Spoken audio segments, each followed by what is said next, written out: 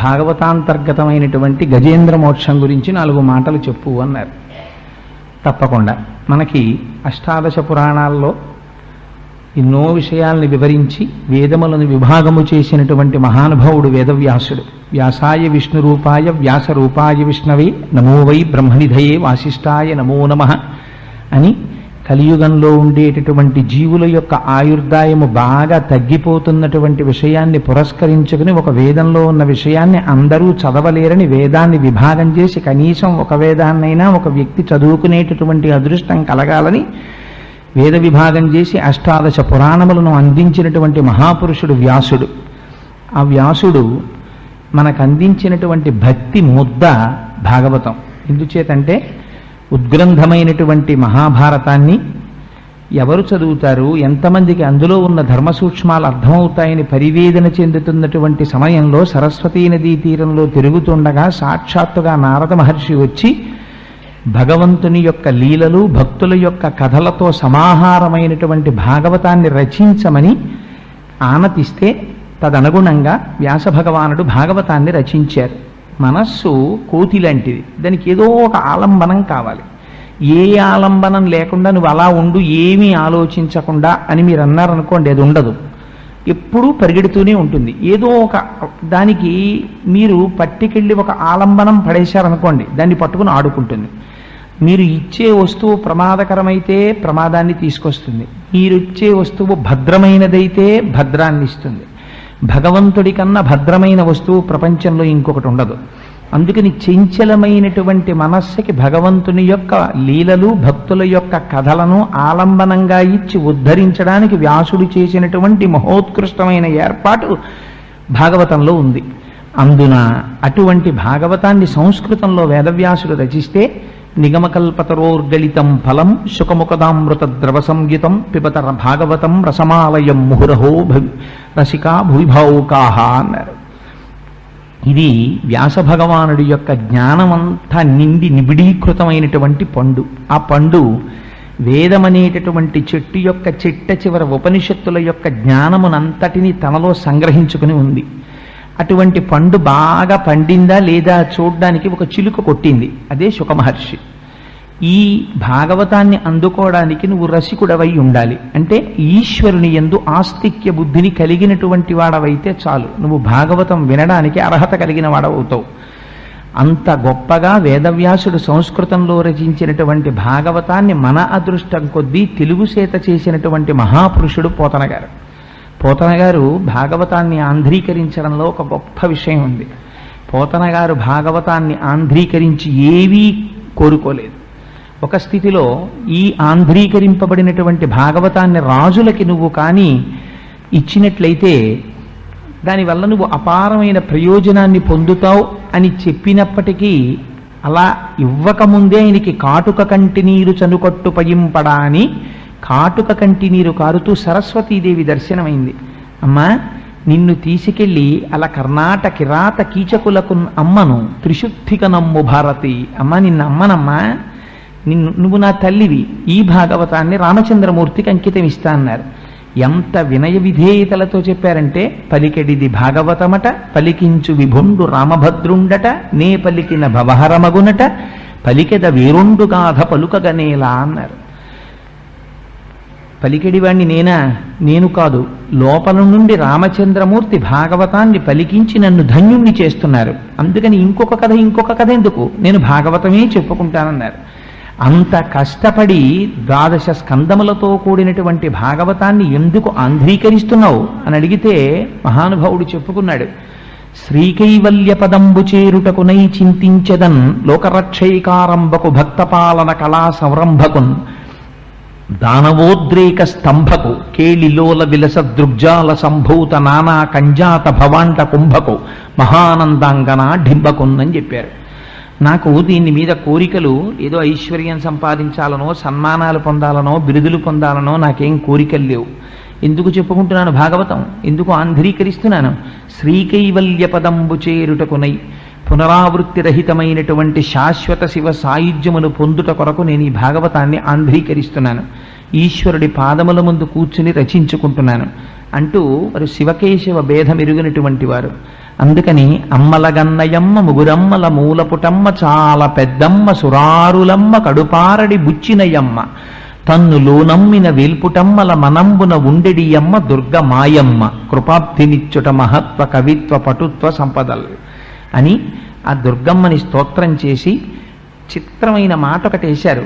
వాలిన భక్తి మెచ్చదన వారిత తాండవకేళికి దయాశాలికి శూలికి శిఖరిజాముఖ పద్మమయూఖ మాలికి అని బాలశిశాంఖమౌళికి కపాలికి మన్మథ గర్వ పర్వతోన్మూలికి నారదాది మునిముఖ్య మనస్సరసీరుహాళికిన్ అని 9 లికారాలతో పద్యాన్ని వేశారు. 9 లికారాలతో లింగస్వరూపాన్ని సూచిస్తూ శివుణ్ణి స్తోత్రం చేసి వాలిన భక్తి నేను స్తోత్రం చేస్తున్నానన్నారు. వాలిన భక్తి అంటే భక్తి వాలుతుందా ఎక్కడైనా? వాలిన భక్తి అంటే పోతనగారి దృష్టిలో భక్తి వాలడం కాదు. మనం సాష్టాంగ నమస్కారం చేసేటప్పుడు శరీరాన్ని భూమి మీద తగిలేటట్టుగా పడి నమస్కారం చేస్తాం. అలా పడి శరణాగతి చేసి నమస్కారం చేయడమే వాలిన భక్తి. నేను వాలిన భక్తితో స్తోత్రం చేస్తున్నానని పరమశివుణ్ణి ప్రార్థన చేశారు. శివానుగ్రహం లేకుండా ఎవరికి మాత్రం వాక్కు కానీ కవిత్వ శక్తి కానీ వస్తుంది? ఆ శివానుగ్రహం, అమ్మవారి అనుగ్రహం. మహానుభావుడు అంతటి భాగవతాన్ని ఆంధ్రీకరించగలిగారు. పోతన గారి గురించి ఒక మాట చెప్తారు. గంటమో చేతిలోది ములుగర్రయో చేసెడిది పద్యమో లేక సేజ్యమో మంచయందు కూర్చుంటివో మంచమందో లేకపోతే కవివో గడితేరిన కర్షకుండవో రెంటికి చాలియుంటి ఉసుమి కలమా హలమా నీకు ఇది ప్రియంబగున్ అని అడిగారు. అయ్యా పోతన్నా, ఇక్కడ నువ్వు పొలంలో కూర్చున్నావా ఇంట్లో కూర్చున్నావా? ఇంట్లో ఒక పీఠం మీద కూర్చున్నావా ఇక్కడ మంచం మీద కూర్చున్నావా? నీకు పద్యం అల్లడం ఇష్టమా వ్యవసాయం చేయడం ఇష్టమా? కలం పట్టుకోవడం ఇష్టమా హలం పట్టుకోవడం ఇష్టమా? ఎంత చిత్రమయ్యా! కాయలు కాచిపోయినవిలే అరచేతులు వ్రతఘంటపున్ రాపిడి చేతనో కరకు నాగలి మేడిని పట్టి సేద్యమున్ చేయుట చేతనో కవి కృషివల నీ వ్యవసాయ దీక్ష కాహాయని ఇంతలేసి కనుల అర్పక చూసిరిలే దివౌకసుల్. నీ చేతులు కాయలు కాసిపోయాయా పోతన? ఆ గంటం పట్టుకుని భాగవతాన్ని ఆంధ్రీకరించడం వల్ల, నాగలి పట్టుకుని పొలాన్ని దున్నడం వల్ల, దీనివల్ల కాయలు కాసిపోయాయి అని అడిగారు. అంత భక్తితో మహానుభావుడు ఆంధ్రీకరించారు. అన్ని భాగవతంలో ఒకెత్తు, గజేంద్ర మోక్షం ఒక్కటి ఒకెత్తు. భాగవతంలో అష్టమ స్కంధంలో గజేంద్ర మోక్ష కథ ప్రారంభంలోనే వస్తుంది. ఎన్నో కథలు చెప్పారు వ్యాసుల వారు, వాటన్నిటినీ ఆంధ్రీకరించారు పోతన గారు. కానీ గజేంద్ర మోక్షం దగ్గరికి వచ్చేటప్పటికి మాత్రం కొన్ని చిత్రమైన సన్నివేశాలు జరిగాయి. యథాతథంగా ఆంధ్రీకరించలేదు, స్వేచ్ఛానువాదం చేశారు. కొన్ని విషయాల్లో వ్యాసుల వారు మూలంలో చెప్పినటువంటి విషయాల కన్నా కూడా స్వేచ్ఛగా కొంచెం ముందుకు వెళ్ళి పోతన గారు ఆంధ్రీకరించారు. మన తెలుగువాడు కావడం నిజంగా మహానుభావుడు ఎంత దర్శనం చేశారో ఆయా లేకపోతే ఇప్పుడు మళ్ళీ కథలో ఎక్కడో అక్కడికి వెళ్ళి మళ్ళీ ప్రారంభం చేయడం అంటే ఇబ్బందిగా ఉంటుంది. సందర్భాలు ఎక్కడొచ్చాయో అక్కడ వాటిని సూచించే ప్రయత్నం చేస్తాను. ఎన్నో కథలు పారాయణ యోగ్యత ఎందుకు ఇచ్చారు అంటే, మనం అనుకుంటాం గదిలో ఓ ఏనుగు నీళ్లల్లోకి వెళ్ళింది, ఓ మొసలొచ్చి పట్టుకుంటే ప్రార్థన చేసింది, శ్రీ మహావిష్ణువు వచ్చారు, మొసలి తలకాయ తరిగేశారు. ఇంతకన్నా ఏముంది గజేంద్ర మోక్షంలో? ఏమిటా గజేంద్ర మోక్షం? మళ్ళీ గజేంద్ర మోక్షంలో ఉన్నన్ని రహస్యాలు బహుశः ఎందులో కానీ అర్థమయ్యాయా? నిత్య జీవితంలో భగవంతుణ్ణి అనేకమైన రహస్యాలు తెలుస్తాయి. మన జీవితం ఏమిటో అందమైన క్యాన్వాస్ మీద పైకి కనపడకుండా లోపల రహస్యాలన్నింటినీ ఆవిష్కరిస్తూ మనిషి యొక్క జీవితాన్ని ఒక్కసారి తెర మీద చూపిస్తారు పోతన గారు. ఆయనకి చిత్రీకరించడంలో పోతన గారికి చెల్లింది. కానీ నేను వ్యక్తిగతంగా పోతన గారి పద్యం ఎక్కువగా ఆంధ్ర భాగవతంలోంచి చెప్పడానికే ప్రయత్నం చేస్తాను. అష్టమ అంటారు, నీరాట వనాటములకు పోరాటము ఎట్లు కలిగి. ఇది ఒక చిత్రమైన ప్రశ్న. అసలు ఆ ప్రశ్న వేయడమే. నీరాట వనాటములకు పోరాటము ఎట్లు కలిగి, నీళ్లల్లో ఉండేటటు మొసలి, భూమి మీద ఉండేటటువంటి జీవి ఏనుగు. ఈ యుద్ధం రావడానికి అవకాశం లేదు. ఎందుకనంటే భూమి మీద తిరిగేటటువంటి ప్రాణికి భూమి, మొసలికి నీటిలో ఉండే ప్రాణులతో యుద్ధం రావచ్చు. కానీ కలిగి పురుషోత్తముచే ఆరాటమిట్లు మానెను ఘోరాటవిలోని భద్రమున కోసమని ఎన్నో ప్రాణులుంటాయి. ఒక చిరుతపులు ఉంటుంది, అది తరుముకుంటూ వెళ్ళి అది వేటాడి వేటాడి ఒక అడవి పందిని చంపేస్తుంది. సామాన్యమైన విషయం. ప్రపంచంలో ఒక ప్రాణిని, బలమైన ప్రాణి చంపి తినడం అనేటటువంటిది అందున అరణ్యంలో జరిగేటటువంటి విషయం. ఎందుకంటే అక్కడ ఉండేటటువంటివన్నీ కదా, అక్కడ యుక్తాయుక్త విశిక్షణ చెయ్యడానికి, బుద్ధితో నిర్ణయించడానికి, భక్తితో జీవనం. అందుకని తనకన్నా బలం తక్కువ ఉన్న ప్రాణిని హింసించి సంహరించి తింటాయి. అలాగే ఏనుగు చిక్కితే ఆ ఏనుగుని చంపి తినడం మొసలి యొక్క ధర్మం, అది తింటుంది. ప్రాణులు శరీరాన్ని విడిచిపెడుతున్నాయి. భూమి మీద మనుష్య ప్రాణం విడిచిపెట్టేటప్పుడు శ్రీ మహావిష్ణువుని ప్రార్థన చేసిన వాడు ఎవడు కనపడ్డే? మరి అటువంటిది ఒక ఏనుగుని మొసలి పట్టుకుంటే ఏనుగు శ్రీ మహావిష్ణువు ఏమిటి? ప్రార్థన చేస్తే దానికి శ్రీ మహావిష్ణువు రావాలా? ఆయన రావడం ఎందుకు? లేడా ఆ మొసలి యొక్క కంఠాన్ని? లేదు. అక్కడ నుంచి ఒక్క సంకల్పం చేస్తే మొసలి మరణించదా? పోనీ అందరి భక్తుల కోసం వచ్చినట్టుగానే ఆయన కూడా గరుత్మంతుణ్ణి అధిరోహించి రాకూడదా? ఒక్క గజేంద్ర మోక్ష సన్నివేశంలో మాత్రం అసలు వెనకాతల వస్తున్నటువంటి లక్ష్మీదేవి యొక్క ఉనికిని కూడా పట్టించుకోనంతగా భక్తుడి యొక్క ఆరాటమును తీర్చడం కోసమని తనని తాను మరిచి పరిగెత్తుకు రావలసినంత ఉత్కంఠతో కూడినటువంటి సన్నివేశం ఎందువల్ల ఏర్పడింది? ఇది నీరాట వనాటములకు ఆరాటము ఎట్లు పోరాటము ఎట్లు కలిగి పురుషోత్తముచే ఆరాటమిట్లు మానెను ఘోరాటవిలోని భద్రకుంజరమునకున్. ఒక అడవిలో ఉన్న ఏనుక్కి ఈ కథ ఎలా జరిగింది నాకు వివరంగా చెప్పవలసింది అని అడిగారు. అడిగేటప్పుడు చాలా సామాన్యమైన ప్రశ్న వేస్తే జవాబు కూడా మహాత్ముల నోటి నుంచి సామాన్యంగానే వస్తుంది. అది వివరంగా తెలుసుకోవాలనేటటువంటి కుతూహలం పరిప్రశ్నతో నేను అర్హుణ్ణైతే చెప్పమని అడిగినటువంటి ఆ శ్రోత మనస్సులో ఉన్న తాపత్రయాన్ని చూసి చెప్పకుండా ఉండలేక చెప్పాడు మహానుభావుడు శుకుడు. ఆయన అన్నారు, నాయన, పూర్వకాలంలో పాలసముద్రంలో త్రికూటాచలం అనేటటువంటి ఒక బ్రహ్మాండమైన పర్వతం ఉండేది. దానికి ఆ త్రికూటాచల పర్వతం 10,000 యోజనముల పొడుగు, 10,000 యోజనముల వెడల్పు, 10,000 యోజనముల ఎత్తు. ఆ త్రికూటాచలానికి 3 శిఖరాలు ఉండేవి. ఒకటి బంగారు శిఖరము, ఒకటి వెండి శిఖరము, ఒకటి ఇనుప శిఖరము. 3 శిఖరములతో ఆ పర్వతం అలరారుతుండేది. అటువంటి పర్వతం మీద అనేకమైనటువంటి ప్రాణులు ఆ అరణ్యంలో సంచరిస్తుండేవి. ఎంత గొప్పగా వర్ణించారంటే, ఆ అడవిలోట చెట్లకి పళ్ళు తమంత తాము పండిపోయి ఉండిపోతే చిలుకలు తమ ముక్కులతో కొరికేవిట. కొరికితే ఆ పళ్ళల్లోంచి కారిపోయినటువంటి రసము ఏరులై ప్రవహిస్తూ ఉండేదిట అరణ్యంలో. లేని పుష్పం లేదు. అన్ని రకాలైనటువంటి పువ్వులు, అన్ని రకాలైనటువంటి కాయలు, అన్ని రకాల పళ్ళు, అన్ని రకాల చెట్లు. ఆశ్చర్యం ఏమిటంటే, మీకు ఎప్పుడైనా ఎక్కడైనా ఒక అరణ్యాన్ని చెప్తే ఆ అరణ్యంలో చాలా గొప్ప ప్రాణిగా చెప్పబడేటటువంటిది సింహం. కానీ గజేంద్ర మోక్షంలోకి వచ్చేటప్పటికీ వ్యాసుల వారు చేసినటువంటి చిత్రం ఏమిటంటే, సింహం గొప్పదని చెప్పలేదు. అడవికి రాజు సింహం. సింహం గొప్పదని లేదు. అక్కడ అనేకమైన ప్రాణులున్నాయి, కానీ ఏనుగులు గొప్పవయ్యా అక్కడున్న వాటిల్లో అన్నారు. ఎందుకండి ఆ అడవిలో ఉన్నటువంటి ఏనుగులకి ఎందుకంత గొప్పతనం వచ్చింది అన్నారు. అంటే, తలగవు కొండలకైనను మలగవు సింగములకైన మార్కొను కడిమిన్ గలగవు పిడుగులకైనను ఇలబల సంపన్న వృత్తి ఏనుగుగున్నల్లన్నారు. ఏమిటి గొప్పతనం అంటే, అవి గలగవు పిడుగులకైనను, పిడుగులు పడిపోయినా సరే అవి చెక్కు చెదరవు. ఒకవేళ కొండలు అడ్డొస్తే బెంగ పెట్టుకోవు, తన కుంభస్థలాలతో ఆ కొండల్ని పిండి చేసేస్తాయి. అటువంటివి ఏ జంతువు కనపడ్డా సరే ఆ జంతువుల్ని బెదిరిస్తాయి. ఎంత దూరం చెప్పారంటే, గుహలలోంచి ఆ ఏనుగులు బయలుదేరి బయటికి వస్తూ ఉంటే చీకట్ల గుంపులు బయటికి వస్తున్నాయేమో సూర్యాస్తమయం అయిపోయిన తరువాత అనిపించేదిటే. భయంకరమైనటువంటి ఏనుగులు. ఆ ఏనుగులు అవి కొన్ని ఏనుగులి ఒక అధినాథుడు ఉండేవాడు. ఈ అధినాథుడైనటువంటి ఇన్ని లక్షల కోట్ల భార్యలతో కలిసి ఎంతో ఆ గడిపేస్తున్నటువంటి ఏనుగులన్నీ సంతోషంగా తిరుగుతున్నాయంటే, మీకు సృష్టికి వ్యతిరేకమైనటువంటి రీతిలో మనం అర్థం చేసుకోవలసినటువంటి రహస్యం. పంబులు పొదరిండ్లలో దూరు ఘోరభల్లూకముల్ గుహల సొచ్చు భూదారములు నేల బొరియలలో దాగు హరిదంతములకేగు హరిణ చెయ్యి మశసంఘంబులు మడుగులలో సొచ్చు అని ఎంత చిత్రమైనటువంటి విషయాలో చూడండి. నింగిక గయ్యు వెరచి చామరీ మృగంబులు వీచు వాయ భయద పరిహేల విహరించు భద్రి సోకిన మాత్రాన జాలినుంది అన్నారు.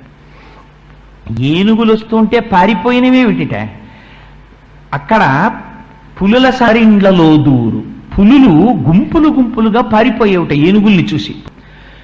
అలా పులులు పారిపోవడం ఒక ఎత్తు, ఘోర భల్లూకములు వంటి స్వరూపము కలిగినటువంటి భల్లూకములు గుహలలోకి పోతుండేవిట. అడవి పందులు భూమి యొక్క గోతుల్లో దాక్కుంటూ ఉండేవి. హరిదంతములకే గుహరిన చెయ్యము, దిక్కుల యొక్క చివర్లు ఎంత పోతుండేవిట లేళ్లు ఈ ఏనుగుల్ని చూస్తే. ఇంకా చిత్రం ఏమిటంటే మహిష సంఘంబులు మడుగులలో సొచ్చు, నీటి మడుగుల్లోకి ఈ దున్నపోతులన్నీ వెళ్లి దూరి పడుకునేవిట ఏనుగుల్ని చూస్తే, అంత భయపడిపోయి. ఆ గండశైలంబుల కపుల ప్రాకు, పెద్ద పెద్ద శిలలుంటే వాటి కూర్చునేవిట భయపడి కోతులన్నీ. వాల్మీకముల సొచ్చు వనభుండి, ఆ బొర్రుల్లోకి దాక్కుని వాల్మీకములలోకి పుట్ట నెమళ్ళు ఆకాశంలోకి ఎగిరిపోయేవిట. అందులో మీరు ఎర్రసిరాతో అండర్లైన్ చెయ్యవలసిన పదం వెరచి చామరీ మృగంబు నామరముల విహరణ శ్రమమువాయ. ఎందుకుట భయద పరిహేల విహరించు భద్రకరుల గాలి సోకిన మాత్రం. ఎవరికి చేస్తాం ఈ సేవ? పూజంతా అయిపోయిన తర్వాత రాజోపచారం చేసేప్పుడు భగవంతుడి దగ్గరికి వెళ్ళి చామరం జయామి అని వెంట్రుకలతో చేయబడినటువంటి పరికరాన్ని చేతిలో పట్టుకుని మృగం వెంట్రుకలతో చేయబడినటువంటి చామరాన్ని వేస్తే చామరీ మృగాలు తమ తోకలతో వెళ్లి ఏనుగులకి విసిరేవిట. ఎందుకని? సోకితే అలసట తీరుతుంది. వాటికి ఏ గాలి సోకితే ఈ గాలి విసిరేవిట. భయద పరిహేల విహరించు భద్రకరుల, భయపెడుతూ తిరిగేటటువంటి ఏనుగుల యొక్క గుంపుల్ని చూసి వాటి గాలి తగిలితే చాలు, అమ్మో మీ అలసట తీరడానికి మేము మా తోకలతో విసురుతామని చామరీ మృగాలు వెళ్ళి విసిరేవిట. అంత భయంకరమైన ఏనుగులు గుంపులయ్యా. ఒక్క మాట చెప్తాను విను. యమధర్మరాజు గారి యొక్క దూతలు భయపడి పారిపోతుండేవారు వీళ్ళని చూసి అన్నారు. అంత గొప్పగా తిరిగేవిట ఏనుగులు. ఇటువంటి ఏనుగులకి 10 లక్షల కోట్ల ఆడ ఏనుగులకి భర్త ఒకే ఒక మగ ఏనుగు. ఎంత చిత్రమో చూడండి. ఆయన భార్యల సంఖ్య 10 లక్షల కోట్ల ఆడ ఏనుగులు. అన్ని ఏనుగులకి భర్త అయినటువంటి ఒక ఏనుగు అపారమైన టీవీతో తిరుగుతుండేవాడు. ఆయన ఒకనాడు తన భార్యలతో కలిసి తిరుగుతూ ఉండగా ఏదో చెట్ల యొక్క నీడ పట్టున తిరుగుతున్నాడు. ఎంతో సంతోషంగా కాలం గడుపుతున్నాడు. కానీ అలా కాలం గడుపుతున్నటువంటి సమయంలో అనుకోకుండా ఒక ఉపద్రవం వచ్చింది. దారి తప్పాడు అన్నారు పోతన గారు. దారి ఎందుకు తప్పాడన్నారు? అపారమైన దాహం వేసింది. కానీ తాగుదామంటే నీళ్లు కనపడలేదు. ఎందుకని? ప్రతిరోజు అలవాటు ఉన్న దగ్గరికి వెళ్ళి నీళ్లు తాగేటటువంటి సరోవరం ఎక్కడుందో ఆ సరోవరం దగ్గరికి వెళ్ళేటటువంటి దారిని విడిచిపెట్టి ఇవాళ కొత్త దారిలోకి వెళ్ళాడు. వెళ్ళడంలో అలసట కలిగింది. ఆ నీటిని వెతుక్కుంటూ నీటి మించి గాలి ఎటొస్తోందో అటువైపుకి ప్రయాణం చేశాడు. ప్రయాణం చేసి వెళ్ళాడు. వెళ్ళి ఒక గొప్ప సరోవరం ఒకటి కనపడింది. ఆ సరోవరంలోకి దిగాడు. నీరు త్రాగవలసిన వాడు ఎక్కడ నిలబడి నీరు త్రాగాలి? నాకు దాహం వేసింది అనుకోండి, ఓవర్ హెడ్ వాటర్ ట్యాంక్లో దూకనగా ఏం చేస్తాను? లేకపోతే కాకినాడలో కొళాయి చెరువులోకి వెళ్ళి దూకుతానని దాహం వేస్తే ఓ గ్లాసుడు నీళ్లు తీసుకుని తాగుతాను, అంతేగాని బిందెత్తి నోట్లో పోసుకోం కదా. దాహం వేసిన వాడు ఒడ్డున నిలద్రవం వచ్చి ఉండేది కాదు. కానీ ఆయన అలా చెయ్యలేదు. ఆ ఏనుగు ఒక పెద్ద సరోవరాన్ని చూశాడు. అదెంతటి సరోవరం అంటే మీద గండు తుమ్మెదలు వాలి అందులో ఉన్న రసాన్ని ఆఘ్రాణిస్తం చేస్తున్నాయి. తుమ్మెదల యొక్క ఝంకారం వినపడుతోంది. అందులో ఉన్నటువంటి పుప్పొడి నీళ్లలో పడింది. ఆ ఒడ్డున చూస్తే ఒడ్డున పెరిగి సువాసన ముక్కుపుటాల్ని గుబాళింప చేస్తోంది. నీరు తాగాడు. తాగినవాడు ఏం చెయ్యాలి? గట్టెక్కి పైకొచ్చేయాలి. కానీ రాలేదు. తుండంబుల పూరించుచు గండంబుల చల్లుకొనుచు గలగల రవముల్ మెండుకొన వలద కడపుల నిండన్ వేదండ కోటి నీటిని త్రాగేన్. ఉండేటటువంటి పద్మాలనన్నింటినీ తన కాళ్ల కింద వేసి తవులు ఎండ్రకాయలు అన్ని మరణిస్తున్నాయి. ఆ నీటిని తీస్తున్నాడు, ఏనుగులన్నింటి మీద జల్లుతున్నాడు. ఆ ఏనుగులు కూడా సంతోషపడిపోతున్నాయి. చుట్టూ ఉన్న ఆడ ఏనుగులు ఏం చేస్తున్నాయో పోతన గారు చాలా చిత్ర ఏనుగులు అక్కడ ఉన్నటువంటి తామర పువ్వుల్ని తీసి ఆ మగ ఏనుగు మిగిలిన వాళ్ళు అనుకున్నారట వీళ్ళు తామర పువ్వులలో ఉన్న పుప్పొడి తీసి మగ ఏనుగు మీద చల్లారట. ఇంకొంతమంది అనుకుని ఏం గొప్ప అని తామర పువ్వుకుండేటటువంటి నాళాలని కొన్నట్టుగా మగ ఏనుగు మీద అలంకారం చేశారట. మరికొంతమంది ఆ నదిలో ఆ సరోవరంలో ఉండేటటువంటి ముచ్చుపు చిప్పల్ని తీసి ఆ మగ ఏనుగు చుట్టూ చేరి ఇంతగా తన్ని మురిపిస్తుంటే పొంగిపోతున్నాడు. ఇది గజేంద్ర మోక్షానికి ప్రారంభం కింద. ఇదే మన జీవితంలో మనం జ్ఞాపకం పెట్టుదం చేసిన దాని పేరు మాత్రం గజేంద్ర మోక్షం. అక్షరాల్ని కొంచెం అటు ఇటు మార్చండి. జగము. జగము అంటే జాయతే గచ్చతే ఇది జగత్. వచ్చి వెళ్ళిపోయేది ఏదుందో దాన్ని జగమని పిలుస్తారు. మనం అందరం జగములోకే వస్తాం. ఎందుకు అంధుల క్రియన్ సంసార సంచారులు ఒత్తురు కూడి ఒక్కో అని పోతన గారు భాగవతంలో దివేంద్రంలోకి వెళ్ళి నీళ్లు తాగేవాడు ఎలా వస్తాడో అలా వస్తాడు. తీర్చుకుంటారు. దాహం తీర్చుకున్న తర్వాత వాడి మార్గాన వాడు వెళ్ళిపోతాడు, వీడి మార్గాన వెళ్ళిపోతాడు. అలా సంసార సంచారులు ఒత్తురు కూడి విత్తురు సదా సంగంబు లేదొక్కచో సూర్యులు పోయిడి త్రోవ పోజను భేటికి అని అడుగుతాడు హిరణ్యాక్షుడు చచ్చిపోయినప్పుడు. సరే, అందుచేత గజేంద్ర మోక్షం. జగము గజము. గజము పాలసముద్రంలో ఉన్నాం. పాలసముద్రం ఏది? భగవంతుని యొక్క స్వరూపమే పాలసముద్రం. శుద్ధ సత్వగుణంతో కూడుకున్నటువంటి ఆత్మ చైతన్యం పాలసముద్రం ఇక్కడుంది. ఈ పాలసముద్రంలో ఏముంది? త్రికూటాచలం ఉంది. ఏది త్రికూటాచలం అంటే ఈ శరీరమే త్రికూటాచలం. దీనికి త్రికూటాచలం అని పేరెందుకు? ఇది 3 రకాలైనటువంటి పర్వతాలతో ఉంటుంది. స్థూల, సూక్ష్మ, కారణ అని 3 శరీరాలు ఉంటాయి. దీనికి 3 అవస్థలు ఉంటాయి. జాగ్రత్త, స్వప్న, సుషుప్తి. పగలంతా ఇంద్రియాలు పనిచేస్తే జాగ్రత్త. ఇంద్రియాలు పని చెయ్యకుండా మనస్సులోకి వెళ్ళిపోయి స్వప్నావస్థ మనం నిద్రపోతే స్వప్నం. ఆ మనస్సు కూడా ఆత్మలోకి వెళ్ళిపోయి తమోగుణ భూయిష్ఠులమైపోయి తమోగుణంతో ఏమీ తెలియని గాఢ నిద్రలోకి వెళ్ళిపోతే కారణ శరీరంతో ఉంటాం కాబట్టి ఆ సమయంలో 3వ అవస్థ సుషుప్తి. అందుకని ఎన్ని సంవత్సరాలు బ్రతకండి ఏమిటి ఈ 3 ఉంటాయి. జాగ్రత్త, స్వప్న, సుషుప్తి. స్థూల, సూక్ష్మ, కారణ 3 శరీరాలతో తిరుగుతూ ఉంటాడు. అందుకని ఎక్కడుంది ఇప్పుడు త్రికూటాచలం? ఇక్కడే ఉంది. ఇదే త్రికూటాచలం.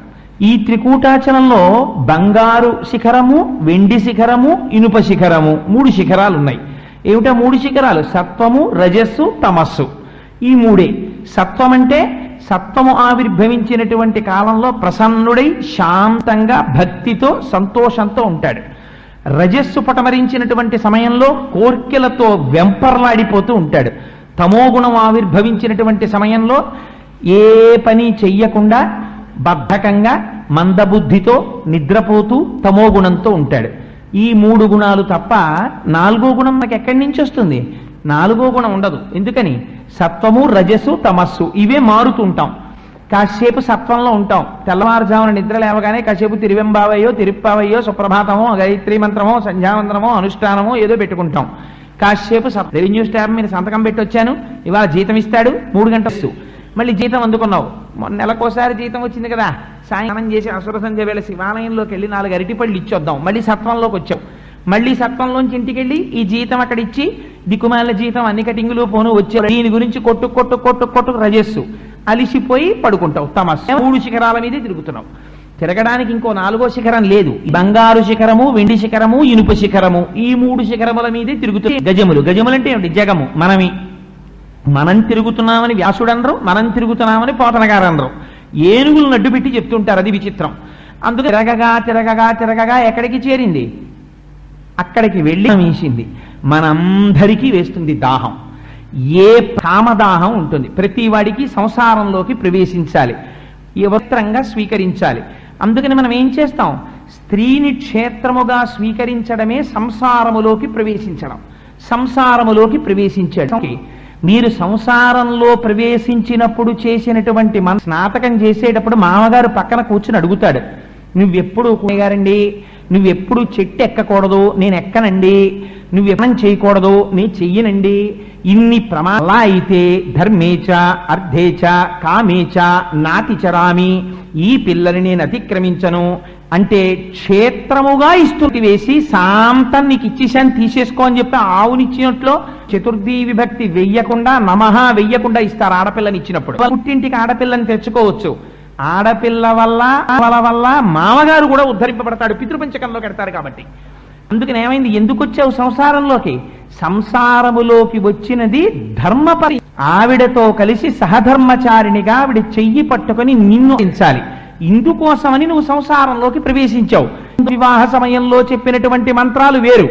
గురువుగారు పక్కకొచ్చి ఆచార్య దేవోభవ, నువ్వు జాగ్రత్త సుమా, సత్యం విషయంలో పరాకు పడకు సుమా, అతిథుల విషయంలో పరాకు పడకు సుమా అని మనకి ఎన్నో విషయాలు చెప్తారు. అన్నింటికీ మనం నమస్కారం పెట్టి అలాగే గురువులో.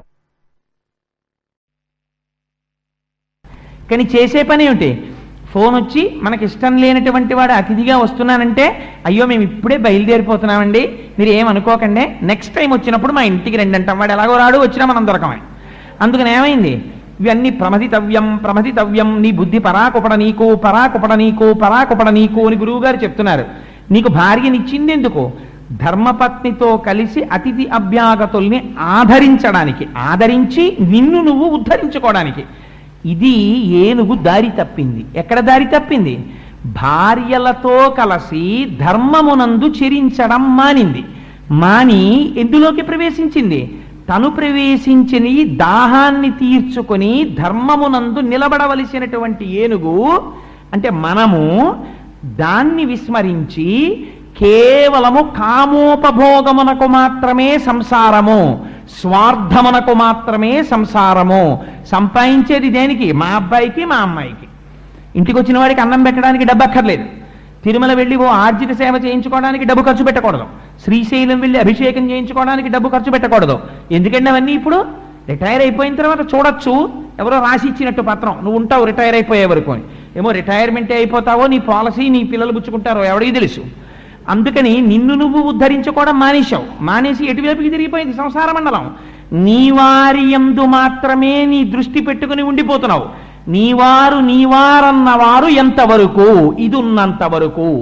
త్రికూటాచలం ఉన్నంతసేపే వాళ్ళు. త్రికూటాచలం వెళ్ళిపోతే దీంతో వాళ్ళకి సంబంధం కూడా ఏమీ ఉండదు. ఇక వాళ్ళు కూడా నిర్దాక్షిణ్యంగా వెళ్ళిపోతారు. ఒక్కసారి ఇందులోంచి జీవుడు బయటికి వెళ్ళిపోయాడా, దీన్ని పట్టుకుని ఎంత ఏడవనివ్వండి, తనూభవులు అంటే ఈ శరీరంలోంచి వచ్చిన పిల్లలు రానివ్వండి, ఆ శరీరం ఇహ పలకదు, ఒక్క మాట మాట్లాడదు. అటువంటి వారి కోసమని, అటువంటి సంసారము కోసమని, సంసారమును ఆధారం చేసుకుని పరమాత్మని తెలుసుకోవలసిన నువ్వు పరమాత్మని విస్మరించి సంసారమునందు ఉండిపోతున్నావు. ఇది సరోవరం లోపలికి దిగి సరోవరాన్ని ఛిద్రం చేసుకుని ఏం చేసింది? ఖండకావరాన్ని చూసుకుంది. నాకు ఒంట్లో బలం ఉంది, నాకు కావలసినంత ఐశ్వర్యం ఉంది, నేను సంపాదించగలను, నేను ఒకటి మాట వినడం ఏమిటి? అందుకని మాట వినను. తుండంబుల పూరించుచు గండంబుల చల్లుకొనుచు గలగలరవముల్ మెండుకొన వలద కడుపుల నిండం వేదండ కోటి నీటింత్రాగెన్. తను తినడానికే పనికొస్తాయి, తనే తింటాడు. మిగిలినవన్నీ ఫ్రిడ్జ్లో పెట్టి దాచుకుంటాడు. పులి సంహరించినటువంటి జంతువు యొక్క మాంసం కొంత భాగం తీసుకెళ్లి భూమిలో తీసుకెళ్లి కుళ్ళబెట్టుకున్నట్టు తను ఇంకా మిగిలిపోయినటువంటి పదార్థం ఏమైనా ఉంటే రేపో ఎల్లుండో తినడానికి దాచుకుంటాడు. భవతి భిక్షాందేహని ఇంటి ముందుకు వచ్చినటువంటి వాడి చేతిలో ఒక్క పండు కూడా పెట్టడు. ఈ దాచుకుని నువ్వు పట్టుకెళ్లేదేమీ లేదు. మాకురు ధనజన యవ్వన గర్వం హరతి నిమేషత్కాల సర్వం మాయామయమిదమకిలం హిత్వా బ్రహ్మపదం త్వం ప్రవిశ విదిత్వా అంటారు శంకరులు. నీ కండ కావరం, నువ్వు సంపాదించిన డబ్బు క్షణంలో ఎత్తుకెళ్ళిపోతుంది. కాలస్వరూపంలో పరమేశ్వరుడు తీసుకెళ్ళిపోవడానికి సిద్ధంగా ఉన్నాడు. ఎలా తీసుకెళ్ళిపోతాడో గజేంద్ర మోక్షం చూపిస్తుంది మనకి. ఒంట్లో ఓపికంది, నా అంతటి వాడేవాడు ఇక్కడున్నాడు. అందుకని నేను 10,00,000 కోట్ల కరణీనాథుండనయ్యుండి 10 లక్షల కోట్ల ఏనుగులకి భర్తని నన్నెవడేమంటాడు? ఇది ధైర్యం. అందుకని నీరు తాగి బయటికి రాలేదు. ఏం చేశాడు? నువ్వు సంసారములో కొంతకాలం ఉండి పుత్రుల్ని కన్న తర్వాత నీ శరీరము జర్జరీభూతమైపోతూ ఉండగా ప్రయత్నపూర్వకంగా నీ అంత నీవుగా సంసారమునందు భ్రాంతిని విడిపించుకొని వానప్రస్థమునందు ప్రవేశించాలి భార్యతో కలిసి. కానీ నువ్వు అలా ప్రవేశించలేదు. ఇంకా నీకు కోడలు చేతిలో ఉన్నటువంటి తాళాల మీద భ్రాంతి, కొడుకు తీసుకొస్తున్నటువంటి ఐశ్వర్యం మీద భ్రాంతి. ఇంకా నీ మనస్సు భగవంతుడి వైపుకి వెళ్ళలేదు. వెళ్లకుండా నీ శరీరంలో ఉన్న బలాన్ని దుర్వినియోగం చేసుకోవడమే సంసార మండలంలో ప్రవేశించి నాశనం చేసుకుంటున్న గృహస్థు యొక్క జీవితానికి దర్పణం సరోవరంలో ప్రవేశించినటువంటి ఏనుగు. అందుకని ఏం చేశాడు? ఒంట్లో ఓపిక ఉంది, యవ్వనంలో చెయ్యవలసినది ఈశ్వర కైంకర్యం, దాన్ని మానేశాడు. ఇభలోకేంద్రుడు హస్తరంధ్రముల నీరెక్కించి పూరించి చండమ మార్గంబునకెత్తి నిక్కివడి నుడ్డాడించి పింజింప ఆ రభటిన్ నీరములోన పెల్లగసి నక్రగ్రాహ పాటీనముల్ అభమందాడెడు మీన కర్కటములన్ పట్టెన్ సురల్ మ్రాన్పడం. ఇది ఆ ఏనుగు యొక్క శక్తి అంటే. ఏం చేయగలట? ఇభలోకేంద్రుడు హస్తరంధ్రముల నీరెక్కించి పూరించి. ఎంత గొప్పగా నీటిని లాగాడంటే కడుపు నిండిపోయింది. ఇప్పుడు కడుపు నిండిపోయింది కాబట్టి సర్రమని మోటార్ లాగినట్టు లాగాడు లోపలికి. లాగి ఆ తుండాన్ని పైకెత్తాడు. పైకెత్తి ఈ నీటిని ఆకాశంలోకి చిమ్మాడు. చిమ్మితే ఈ నీళ్లతో పాటుగా లోపలికి ఏం వెళ్ళిపోయాయట? ఎండ్రకాయలు వెళ్ళిపోయాయి, మొసళ్ళు వెళ్ళిపోయాయి, చేపలు వెళ్ళిపోయాయి. ఇవన్నీ నీటిలో బతికేటటువంటి జీవులు. ఈ నీటిని ఆకాశం వైపుకి విసిరాడు. విసిరితే పోతన గారు అన్నారు, చేపలు వెళ్ళి మీనరాశిలో పడ్డాయిట, ఎండ్రకాయలు వెళ్ళి కర్కాటక రాశిలో పడ్డాయిట, మొసళ్ళు వెళ్ళి మకర రాశిలో పడ్డాయిట. అంత దూరం విసిరాడా అన్నట్టుగా విసురుతున్నట్ట. విసురుతుంటే అంతగా మదించి ఒళ్ళు పొగరెక్కి ఆ సరోవరాన్నంతటినీ కలచి వేస్తున్నాడు. అధికార గర్వం ఉందని, ఒంట్లో పొగరుందని, ఒంట్లో శక్తి ఉందని, వెనక ధనం ఉందని, ఐశ్వర్య మదంతో ఒకనాడు నువ్వు చేసినటువంటి కారణమైనటువంటి ఏదుందో దాన్ని ఈశ్వరుడు నిర్దాక్షించేశాడా, అప్పుడు నీ బ్రతుకేమిటో బయటికి వస్తుంది. ఇది ఎక్కడి నుంచి వస్తుంది? ఈశ్వరుడు ఏం కష్టపడక్కర్లేదు. ఏ సంసారములో నువ్వున్నావో ఆ సంసారాంతర్గతముగానే వచ్చేస్తుంది క్లేశం. సంసారం అంటే ఏమిటి? సంసారమే మృత్యువు. ఎందుకని? సంసారం ఎప్పుడు ఏం చెప్తుంది? నా వారు, నా భార్య, భార్య తర్వాత ఏం ఉండాలి? బిడ్డలు, బిడ్డల్లో ఎవరు ఉండాలి? కొడుకులు, కూతుళ్ళు. తర్వాత ఏం చదవాలి? వీళ్ళు గొప్ప చదువులు చదవాలి, వీళ్ళకి పెద్ద ఉద్యోగాలు వచ్చేయాలి, వీళ్ళకి మంచి సంబంధాలు వచ్చేయాలి, వీళ్ళకి పెళ్ళిళ్ళు అయిపోవాలి. వాట్ ఇఫ్ అవుతాయి. కానీ నువ్వేం చేస్తున్నావు? నీ జీవితం ఏమైపోతోంది? నువ్వేమైనా దిద్దుకుంటున్నావా? నీకు నువ్వుగా ఏమైనా మూట కట్టుకుంటున్నావా? మళ్ళీ వచ్చే జన్మలో పక్కకెళ్ళి చెయ్యి చాపవలసినటువంటి అవసరం లేనటువంటి ఈశ్వర కైంకర్యం ఏమైనా నువ్వు చేస్తున్నావా? దాన్ని విస్మరించావు. నీవారు నీవారు నీవారని వారి యందు దృష్టి పెట్టుకుని ఉన్నావు. వాడు పెద్దవాడైపోతున్నాడు, వాడికి పెళ్ళి అయిపోతుంది, వాడికి పిల్లలు పుట్టేస్తారు, వాడు వృద్ధిలోకి వచ్చేస్తాడు, అన్నీ జరిగిపోతాయి. కానీ నీకేమవుతోంది? ప్రత్యాయాంతి గతాః పునర్న దివసాః కాలో జగద్భక్షకః లక్ష్మీస్తో యతరంగ భంగ చపలా విద్యుచ్చలం జీవితం తస్మాన్ మాం శరణాగతిం కరుణయాత్వం రక్ష రక్షాధునా. సూర్యోదయ సూర్యాస్తమయాల్లో ఈశ్వరుడు నీ యొక్క ఆయుర్దాయాన్ని గ్రసించేస్తుంటే ఎక్కడ నుంచో రాదు మృత్యువు. మా అబ్బాయికి 38 ఏళ్ళు వచ్చేసాయండి అంటే నీ ఆయుర్దాయం ఎంత వెళ్ళిపోయింది? నీకు 24వ ఏట కొడుకు పుడితే 24 + 38 ఎంతో వేసుకో, అంత వయస్సు నీకు వచ్చేసింది. నీ కొడుకు ఆయుర్దాయాన్ని చూసుకుని నువ్వు సంతోషిస్తున్నావు. సంతోషించద్దని శాస్త్రం చెప్పలేదు. దానితో పాటుగా ఒక పక్క నుంచి నీకు నువ్వుగా కూడా చక్కదిద్దుకోవడం నేర్చుకో. అది లేనినాడు ఏమవుతుంది? సంసారమే మిగులుతుంది. మృత్యువు ఎక్కడి నుంచి వస్తుంది? కాలంలోంచి వస్తుంది. వాడికొచ్చిన 38 ఏళ్లలో, నీ కూతురుకు వచ్చిన 42 ఏళ్లలో నీ మృత్యువు కూడా దగ్గరికి వచ్చేస్తోంది. వాడి 38 ఏళ్లతో పాటుగా నీ మృత్యువు దగ్గరికి వచ్చింది. నీ కూతురు 42 ఏళ్లతో పాటుగా నీ మృత్యువు దగ్గరికి వచ్చేసింది. అందుకని ఎవరు చూస్తున్నారు? ఈ గజము చేస్తున్నటువంటి అల్లరంతటిని గమనిస్తున్నది మొసలి గమనించింది. మొసలి ఎక్కడుంటుంది? నీళ్లలో ఉంటుంది. సంసారం ఎక్కడుంటుంది? మృత్యువు ఎక్కడుంటుంది? సంసారంలో ఉంటుంది. సంసారం ఎక్కడుంటుంది? కాలంలో ఉంటుంది. కాలములోనే కాలుడు వస్తాడు, మృత్యు వస్తుంది. అందుకని ఎక్కడి నుంచి వచ్చింది?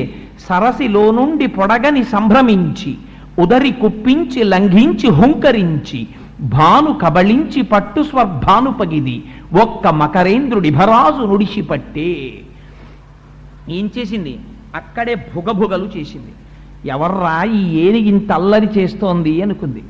ఒక్కసారి చూసింది. చూసి 1,000,000 మంది వైద్యులు కూడి వచ్చిన కాని మరణమయ్యడి వ్యాధి మాన్పలేరు. పోతన గారు ఒక చోట అంటారు, చచ్చిపోయేవాళ్ళు దేశనాయకులు కోటీశ్వరులు వైద్యం లేక చచ్చిపోతున్నారా? భారతదేశంలో ప్రతి ఆర్గాన్కి ఎంత పెద్ద స్పెషలిస్ట్ ఉండాలో అంతమంది స్పెషలిస్టులు చుట్టూ ఉండగా, కావలసినన్ని ఆక్సిజన్ సిలిండర్లు ఉండగా, ఆ గ్రూపు బ్లడ్ ఉండగా, ఇంతమంది ఉండగా, నిన్ను చూడడానికి సాక్షాత్ దేశాన్ని ఏలుతున్న వాళ్ళు అద్దాలలోంచి చూస్తూ ఉండగా నీ ఊపిరెందుకు ఆగిపోతోంది?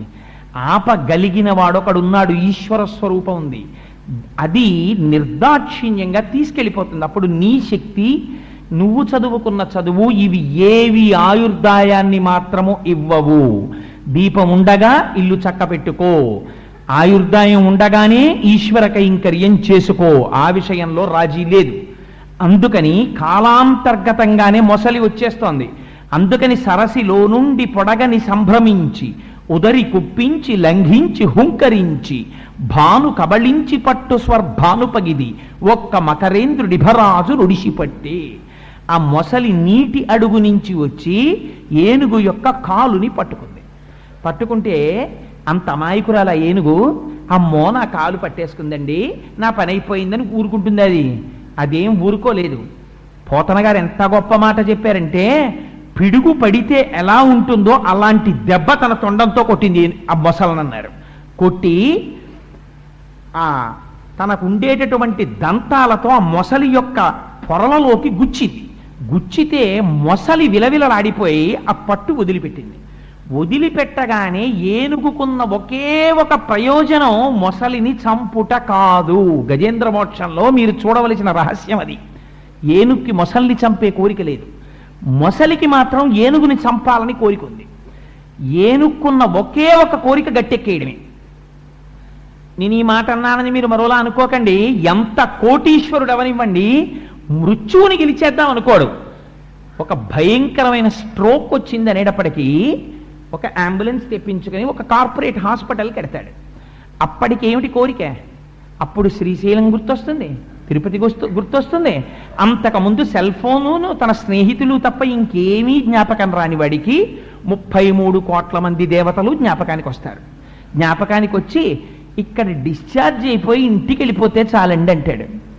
ఇంటికి వెళ్ళిపోతే చాలు, అంతేకాని నేను మృత్యువుని గెలిచేయాలండి, మీరు నాకు ఎలా వైద్యం చేస్తారంటే ఇంకా మళ్ళీ నేను జీవితంలో హాస్పిటల్కి రాకూడదు డాక్టర్ గారు అని ఎవడండో. డాక్టర్ గారు నేను ఇంటికి వెళ్ళిపోతానా అండి, నేను పచ్చని తినచ్చా అండి అని అడుగుతాడు. అందుకని ఏనుకే కోరిక, మొసల్ని చంపాలని కోరిక లేదు, గట్టి ఎక్కేస్తే చాలు. మొసలికేం కోరిక? ఇది గట్టి ఎక్కకూడదు. అందుకే భాగవతంలో ఒక మాట చెప్తారు. ఎవరు వస్తారు మొట్టమొదట అంటే ప్రజ్వరుడు వస్తాడయా అన్నారు. ప్రజ్వరుడు వచ్చి ఏం చేస్తాడన్నారు? కోట శిథిలం చేస్తాడన్నారు. ఇవన్నీ రహస్య సంకేతాలు. ప్రజ్వరుడు అంటే ఎవరు? జ్వరం. జ్వరం అంటే వ్యాధి. అది వచ్చి ఏం చేస్తుంది? సంధిబంధాలని బదలగొట్టేస్తుంది. ముందు శుభ్రంగా ఎక్కడికక్కడ దేనికి ముఖ్యమైనటువంటి అవయవాలు లోపలున్నాయో వాటిని అన్నిటినీ ఛిద్రం చేయడం మొదలు పెడుతుంది. దాన్ని మనమే అంత అమాయకులం ఏంటి? పిడుగుపోటులా ఏనుగు కొట్టింది. మనం అంబులెన్స్ ఎక్కి ఇంటెన్సివ్ కేర్ యూనిట్కి వెడతాం, స్పెషలిస్టులకి కన్సల్ట్ చేస్తాం, వాళ్ళని మనం తెచ్చుకుంటాం. అదే దంతాలు పెట్టి అది పొడిచింది. పొడిస్తే మన తాపత్రయం ఏమిటి? తొందరగా చాలా బాగుందండి, ఎయిర్ కండిషను, బెడ్, ఇంతమంది నర్సులు, హాయిగా ఏ గొడవ లేదు, ఇక్కడే ఉందాం 3 నెలలని ఎవడంటాడా? ఎవడండు? తొందరగా ఇంటికి వెళ్ళిపోదాం అంటాడు. అందుకని ఏనుగు పరిస్థితి ఏమిటి? గట్టి ఎక్కేయాలి. మొసలి పరిస్థితి ఏమిటి? అది ఇంటికి వెళ్ళకూడదు, ఇక్కడి నుంచి అది వెళ్ళిపోవలసిన ప్లేస్ ఇంకోటి ఉంది, అక్కడికి పంపించాలి. ఇది మొసలి యొక్క లక్షణం. మొసలికి బలం ఏమిటి? నీరు బలం. అంటే ఏమిటి బలం? సంసారమే బలం, కాలమే బలం. ఆ టైం వచ్చే వరకు, అందుకే నింద లేకుండా బొందిపోదన్నారు పెద్దవాళ్ళు. ఏ టైం వచ్చే వరకు? ఇంకా ఊపిరి తీయలేనంత ఓపిక లేని విధంగా ఛిద్రం చేసే వరకు లోపల సంధిబంధాల్ని తెగ్గొడుతూనే ఉంటుంది వ్యాధి, మృత్యువు. ఆఖరణ ఇంకా నువ్వు లొంగిపోవాలి, కానీ అది నీకు లొంగదు. అందుకని గట్టి ఎక్కుతుందా? ఎక్కలేదు. కొట్టింది, పట్టు విడవగానే గట్టి ఎక్కేద్దామని ప్రయత్నం చేసింది. కానీ మొసలేం చేసింది? వెంటనే ఓపిక తెచ్చుకుని గభాలన వెళ్ళి ఆ ఏనుగు యొక్క తోక కొరికేసింది. తోక కొరికేసరికి ఆ బాధతోటి వెనక్కి తిరిగింది ఏనుగు. వెనక్కి తిరగగానే ఆ 4 కాళ్ళ మధ్యలో దూరి కడుపు కురికింది, బయటికి వచ్చి ఎగిరి వీపు కురికింది అన్నారు. ఎంత గొప్ప మాటలు చెప్పారండి పోతన గారు. నాన్న, ముందు ఏది కొరుకుతాయో తెలుసా? కడుపు కొరుకుతాయి. అప్పటి వరకు మామిడికాయ పప్పు తిన్నావు, చింతకాయ పచ్చడి తిన్నావు, ములక్కాయ పులుసు తిన్నావు. నాన్న ఇంకా ఈ పదార్థాలు ఏం తినకు, ఉప్పు కారం లేకుండా చప్పిడి చేసుకుని మజ్జిగ అన్నం తిను అని డాక్టర్ గారు చెప్తారు. ఏది కొరికింది ముందు? కడుపు కొరికింది. ఆ తర్వాత ఏం చెప్తారు? ఇన్నాళ్ళు ఓపిక ఉన్నప్పుడు ఒక మహాత్ముడి దగ్గర ఇలా వంగడం నీకు చేత కాలేదు. ఇప్పుడు డాక్టర్ గారే చెప్తారు, మీరు గభాలను వంగి లేవకండి, మెట్లు ఎక్కకండి, స్పీడ్గా నడవకండి. ఇప్పుడు ఏమైంది? వీపు కొరికింది. ఇప్పుడు నీకు ఎదురుగుండా ఒక మహాత్ముడు వచ్చినా వంగి అదృష్టం నీకు లేదు. అందుకని ఏమైంది? మాకురు ధనజన యవ్వన గర్వం హరతి నిమేష కాల సర్వం మాయామయమిదమఖిలం హిత్వా బ్రహ్మపదం త్వం ప్రవిశ విదిత్వా. తీసుకెళ్ళిపోతోంది మృత్యువు. ఒక్కొక్కటి నీ సమయంలో నువ్వు చెయ్యవలసినవి చెయ్యనివి ఏమున్నాయో వాటిని కాలము తీసుకెళ్ళిపోతోంది. అందుకని కడుపు కొరికింది, వీపు కొరికింది, వెనక కాలు పట్టుకుంది. పట్టుకుంటే ఇప్పుడు వెనక కాలు దగ్గర ఉన్న దాని తొండంతో ఎలా కొడుతుంది, తన దంతాలతో ఎలా పొడుస్తుంది. అందుకని ఇప్పుడు ఎలాగో అలా ముందు ఆ మొసలున్న వైపుకి తాను తిరగాలి. ఎంతమంది డాక్టర్ల దగ్గరికి వెళ్ళినా డయాగ్నోసిస్ దొరకదు. ఏమిటో అన్నీ బాగుంటాయంటాడు, 36 మందులు రాస్తాడు, వెగట ఎక్కువైపోతూ ఉంటుంది, అన్నం చేయించదు. వ్యాధి ఏమిటో తెలియదు, ఎవరి దగ్గరికి వెళ్ళినా బాగానే ఉందంటారు, ఖచ్చితమైన డయాగ్నోసిస్ దొరకదు. ఇదే కదా తొండానికి దొరకపోవడం అంటేను. కానీ కొరికేస్తూనే ఉంటుంది, రక్తం అంతా కారిపోతూనే ఉంటుంది, రోజు రోజుకి నీరస పడిపోతూనే ఉంటాడు, ముఖం వెలవెలపోతూనే ఉంటుంది. ఎంత అందంగా మాట్లాడారండి నిజంగా పోతన గారు, ఎంత అందంగా మాట్లాడారు వ్యాసుల వారు. మన బతుకు కట్టెదుట చూపించారు, అంగీకరించినా అంగీకరించకపోయినా. అందుకే పెద్దలు ఒక్క మాట చెప్పారు, పూజ చేస్తే డబ్బులు ఇమ్మని, ప్రమోషన్లు ఇమ్మని ఎవడూ పూజలు చేయలేదు పూర్వం. ఎందుకు చేశారో తెలుసా అండి? మొట్టమొదటి ఏదడిగారంటే అనాయాసేన మరణం. తండ్రి ఇంటెన్సివ్ కేర్ యూనిట్లో భయంకరంగా 6 మధ్యలో ఇలా పడుకుని ఒంటి నిండా సూదులెట్టుకుని పక్కన సీసాలెట్టుకుని వెళ్ళిపోకుండా ఉంటే చాలు, నేను ప్రశాంతంగా నీ నామం చెప్పుకుంటూ వెళ్ళిపోయే అదృష్టాన్ని నాకి. అందుకని ఏదడిగారు? అనాయాసేన మరణం వినా దైన్యేన జీవితం. డబ్బిమ్మని ఎవ్వడూ అడగలేదు. ఒకడి దగ్గర చెయ్యి చాపి బతకవలసిన అవసరం లేకుండా, నాకు అన్నానికి వస్త్రానికి లోటు లేకుండా నా జీవితం వెళ్ళిపోయేటట్టు చూడని అడిగారు అంతే. అందుచేత ఏమైంది? ఆ ఏనుగు మొసలితో యుద్ధం చేస్తోంది, మొసలి ఏనుగుని కొరుకుతోంది, లోపలికి లాగుతోంది. ఇలా ఎన్నాళ్ళు చేసింది యుద్ధం అని అడిగారు. మరి చెప్పాలి కదా, ఎన్నాళ్ళు అంటే జనవరి 31న ప్రారంభమైంది, ఫిబ్రవరి 6 వరకు హాస్పిటల్లో ఉన్నాడు, ఏదో ఉండాలి కదా, date of admission, date of discharge ఏవో ఉంటాయి కదా. అందుకని అది ఏమిటి అసలు కేస్ షీటు చెప్పమన్నారు. అంటే ఇలా యుద్ధం ఎన్నాళ్ళు జరిగిందో చెప్తాం వినండి అన్నారు. అలయక సొలయక వేసట నొందక కరిమకరి తోడ ఉద్దండత రాత్రులు సంజలు దివసంబులు పోరెన్ 1000 సంవత్సరముల్. 1000 ఏళ్ళు పోరాటం చేసిందన్నారు. 1000 అంటే ఏమిటి? వ్యాసుల వారు సంస్కృతంలో సహస్రం అన్నారు. సహస్రం అంటే అనంతము.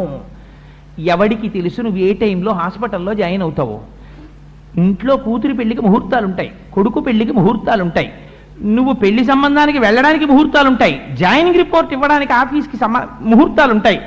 ఇవాళ నక్షత్రం మంచిది కాదండి అని హార్ట్ అటాక్ వస్తే హాస్పిటల్కి రానన్న దుర్మార్గుడు ఎవరైనా ఉంటాడు ఏమిటి ప్రపంచంలో?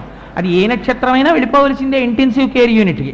అందుకని ఎప్పుడు చచ్చిపోయావు, ఎప్పుడు మొదలెట్టావు పోరాటం అంటే పోతన గారు అన్నారు, కరిమకరి తోడ ఉద్దండత అలయక సొలయక వేసట నొలయక. ఇప్పుడేమిట్రా ఈ అలవాటు? ఎప్పటి నుంచో ఉంది. ఈ విషయంలో అలసట ఏం లేదు, సొలయక బాధేం లేదు, వేసట నొందక అక్కడ మాత్రం ఎన్నాళ్ళైనా ఉంటాడు. ఈశ్వరుడి గుళ్ళో అరగంట కూర్చోమనంటే వాడికి టైం ఉండదు. సెల్ ఫోన్ మోగుతుంది, ఇలా గడియారం 50 మాటలు చూసుకుంటాడు అష్టోత్తరం అయ్యే లోపల.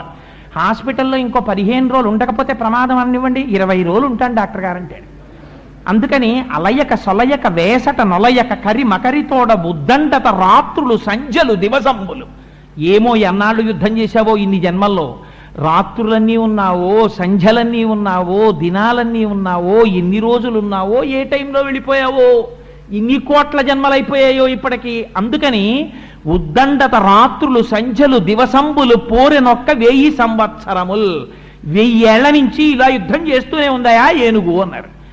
అయితే మరి ఇలా యుద్ధం చేస్తే ఏమైందండి? చివరికి ఏమైందంటే, ఇంకా నీకు ఒక గొప్ప సన్నివేశం చెప్తాను, ఏనుగు సంగతి చెప్పను. ఇది పోతన గారి సంకేత భాష అంటే, వ్యాసుల వారి సంకేత భాష అంటే అర్థం చేసుకోవాలి. ఏనుగు ఎలా ఉందో నేను చెప్పను, కానీ మిగిలిన విషయాలు చెప్తాను, నువ్వు అర్థం చేసుకో. మకరితోడపోరు మాతంగ విభుని ఒక్కరిని డించిపోవ కాళ్ళు రాక కోరి చూచుచుండే కుంజరీయూథంబు మగలు తగులు కారె మగువలకును. ఆయన్ని హాస్పిటల్లో చేర్చినప్పుడు హాస్పిటల్ ముందంతా కార్లే. ఆ తర్వాత ఆయన 3 నెలలు హాస్పిటల్లో ఉన్నారు. 3 నెలల తర్వాత ఎవరున్నారు? తప్పదు కాబట్టి భార్య ఒక్కతే క్యారేజీ అక్కడ తెప్పించుకు తింటోంది. ఆవిడ ఒక్కతే ఉంది. ఇదే పోతన గారు చెప్పారు. మకరితోడపోరు మతంగ విభుని, మొసలితో పోరాటం చేస్తున్న ఏనుగుని ఒక్కరిని డించిపోవ కాళ్ళు రాక. ఒక్కడిని వదిలేసి వెళ్ళలేక ఎవరున్నారు గట్టు మీద? ఒక్కరిని డించిపోవ కాళ్ళు రాక కోరి చూచుచుండే కుంజరీయూథంబు. ఏం చేస్తున్నారు? వాళ్ళు ఏం ఆయుర్దాయాన్ని ఇవ్వరు, కోరి చూచుచుండే. వాళ్ళు దిగి యుద్ధం చేస్తారనుకుంటున్నారేమో. వాళ్ళు ఏం చేయరు. వాళ్ళు ఏం చేస్తారు? అద్దంలోంచి లోపలికి చూస్తూ ఉంటారు. లోపలికి వెళ్ళకూడదు, ఎప్పుడు పడితే ఎప్పుడైనా విజిటింగ్ అవర్స్ ఉంటాయి. అందుకని అద్దంలోంచే ఇలా చూస్తూ ఉంటారు. కోరి చూచుచుండే కుంజరీయూథంబు. మరి మిగిలిన వాళ్ళందరూ ఏరండి? అంత ఏనుగు కదా, దానికి బోలెడంత పరివారం ఉండాలి, బోలెడంత సైన్యం ఉండాలి. వాళ్ళందరూ చుట్టూ వచ్చారు కదా. అప్పుడు వాళ్ళందరూ ఏరి? అంతగా ఏమైనా అయితే టెలిగ్రామ్ ఇమ్మని వెళ్ళిపోయారు వాళ్ళు. ఎందుకు వెళ్ళిపోతారు? ఎన్నాళ్ళు లీవ్ వేస్ట్ చేసుకుంటారు వాళ్ళు. అంత లీవ్ వేస్ట్ చేసుకుంటే రేపు పొద్దున వాడి పర్సనల్ రికార్డు పాడైపోయి ట్రాన్స్ఫర్ చేసేస్తారు. అందుకని వాడు ఏం చెప్తాడంటే, చచ్చిపోయాక నాకు టెలిగ్రామ్ ఇమ్మని చెప్పడు, గౌరవంగా మాట్లాడతాడు. అమ్మా ఎన్నాళ్ళు ఉంటామమ్మా, అంతగా ఏమైనా అయితే టెలిగ్రామ్ ఇస్తే వస్తాను, డబ్బులో బ్యాంకులో డబ్బంతా వేశానమ్మా, పాపం ఫలానా ఆయన మనకి మొట్టమొదటి నుంచి ఫ్యామిలీ ఫ్రెండ్ కదా, వారికి అప్పచెప్పాను, ఆయన కూడా చూస్తూ ఉంటారు, అంతగా ఏమైనా అయితే టెలిగ్రామ్ ఇయ్యమ్మా, నేను గబగబా వచ్చేస్తాను విమానంలో అని చెప్పి చెప్తాడు వాడు. అంటే అంతగా ఏమైనా అయితే అంటే ఏమిటి? వాడు అలా చేస్తూనే ఉంటాడు. ఆ యుద్ధం ఏదో డబ్బు ఇవ్వాలి కాబట్టి మేము ఇచ్చేస్తామమ్మా, వాడికి ఆ మందులు అవి అన్నీ వేయిస్తుండండి డాక్టర్ గారు చెప్పినవి. ఆఖరికి ఓ రోజున ఊపిరి అయిపోతున్నప్పుడు మాకు టెలిగ్రామ్ కొడితే అంత్యేష్టి సంస్కారానికి మేము వచ్చేస్తాం. కాబట్టి ఇప్పుడు ఏనుగు యొక్క పరిస్థితిని చెప్పడానికి ఏనుగు గురించి చెప్పారా, పైనున్న వాళ్ళ గురించి చెప్పారా? ఏనుగు గురించి చెప్పలేదు పోతన గారు. అందరూ వెళ్ళిపోయారయా, భార్య ఒక్కతే ఉంది. ఎందుకని? కోరి చూచుచుండే కుంజరీయూథంబు. ఎందుకండి వాళ్ళు అలా చూడడం? వాళ్ళు ఇంటికి తీసుకెళ్ళిపోకూడదు. ఎందుకంటే తీసుకెళ్ళమనేవాడు వేరేవాడు ఉన్నాడు, వాడు చెప్పాలి తీసుకెళ్ళమని, లేకపోతే తీసుకెళ్ళకూడదు. వీళ్ళు ఏం చేయాలి? పోనీ ఉండి పాపం ఏమైనా చేయగలరా? ఏమీ చేయలేరు. అక్కడ క్యారేజీ తిని అక్కడే స్నానం చేసి అక్కడే ఆ నేల మీద పడుకుని ఆ విజిటర్స్ బల్ల మీద కూర్చుని ఆ పక్కన ఎక్కడన్నా స్వీట్ స్టాల్ ఉంటే అప్పుడప్పుడు సమోసాలు అవి తింటూ దిక్కుమాలనాడు ఉండడు, ఊడిపోవడం లోపల తిట్టుకుంటూ. ఎందుకు ఇదంతా? మగలు తగులు కారె మగువలకును. బ్రహ్మముడు ఒకటి వేశారు కదా పెళ్లిలో, అందుకని ఆ ముడి వేశారు కాబట్టి ఆ ముడి తనంత తానుగా ఎవరు విప్పుకోకూడదు. ఈశ్వరుడు విప్పాలి ఆ ముడిని. విప్పేంత వరకు అలా ఎదురు చూడవలసిందే. అందుకని అలా చూస్తూనే ఉన్నారయ్యా అన్నారంటే ఇప్పుడు ఏనుగు పరిస్థితి ఏమిటి? చాలా నీరసపడిపోయింది. ఎంత నీరసపడిపోయిందంటే తన శరీరంలో ఉన్న రక్తం అంతా కాల్వలై ఆ సరస్సులోకి వెళ్ళిపోయింది. ఇక కింద పడిపోతోంది 10 మాటలు. మొసలిట ఎంత గొప్ప స్థితికి వచ్చిందంటే మొసలి బలము నీరు అన్నారు పోతన గారు. ఎందుకని? కాలమే మృత్యువునకు బలము. నీ సంధి బంధములు జారిపోతున్నాయి, దానికి శక్తి పెరిగిపోతోంది. అందుకని అదేం చేస్తోంది? చక్కగా నీళ్లలో ఉండి పడిపోయిన ఏనుగు ఎప్పుడైనా ఇలా పైకి లేద్దామంటే ఎగిరొచ్చి కొరుకుతోందిట, మళ్ళీ పడిపోతోంది. ఎముకలన్నీ విరిగిపోయాయి. నేను అబద్ధాలు చెప్తాననుకుంటే మీరు అష్టమస్కంధం ఒకసారి చదివి చూడండి, గజేంద్ర మోక్షం అంతా నీ చెప్పిన మాటలన్నీ ఉన్నాయో లేదో. ఎగిరి కొరికింది, ఎముకలు విరిగిపోయాయి. ఇప్పటి వరకు తన పొడిచినటువంటి దంతములున్నాయే ఆ దంతములు కూడా విరిగిపోయాయి. అంటే ఇమ్యూనిటీ అంతా పోయింది. ఇప్పుడు ఇక మందులు కూడా జీర్ణం అవ్వవు సరిగ్గాను. అందుకని ఏం చేయాలి? సిలైన్ బాటిల్లోకి ఇంజెక్షన్ చెయ్యాలి. చేస్తే లోపలికి వెళ్ళాలి, నాడిలోంచి టాబ్లెట్ మింగలేడిగా. ఆ స్థితి ముక్కులోంచి కొట్టాలి, నోట్లోంచి కొట్టాలి, అన్నింటిలోంచి కొట్టాలి. పాపం అలా పడున్నాడు అంతే. ఇది పడిపోయినటువంటి ఏనుగు యొక్క పరిస్థితి. ఈ పరిస్థితిలో పడిపోయి ఉండి ఇంకా మృత్యువు కబళించడానికి సిద్ధంగా ఉంది. అయినా ఇంకేం చేస్తాను లేదు, ఎందుకు వచ్చింది కొట్టాలని తీసవతలు పారండి అని ఎవడన్నా అంటాడేంటి? ఏమో బతుకుతానేమో ఆశ ఉండదా? అలా పాపం ఏనుగు కూడా ఏమని ఆలోచించిందంటే, పృథుశక్తిన్ గజమాజలగ్రహముతో పెక్కేండ్లు పోరాడి కనలావు వైరిబలమున్ చింతించి నిజ్జామనోరథమింకేటికి దీనిగెల్వసరి పోలంజాల లాజంచు ఇట్లనే పూర్వపుణ్యఫల దివ్య జ్ఞాన సంపత్తితో. ఇక్కడ ఏనుక్కి ఒక ఆలోచన వచ్చిందిట. ఎప్పుడు? పడిపోయిన తర్వాత. పడిపోయి ఒక మాట అనుకుందప్పుడు, అరే రే ఎంత ఆశ్చర్యకరమైన పని చేశానురా నేను.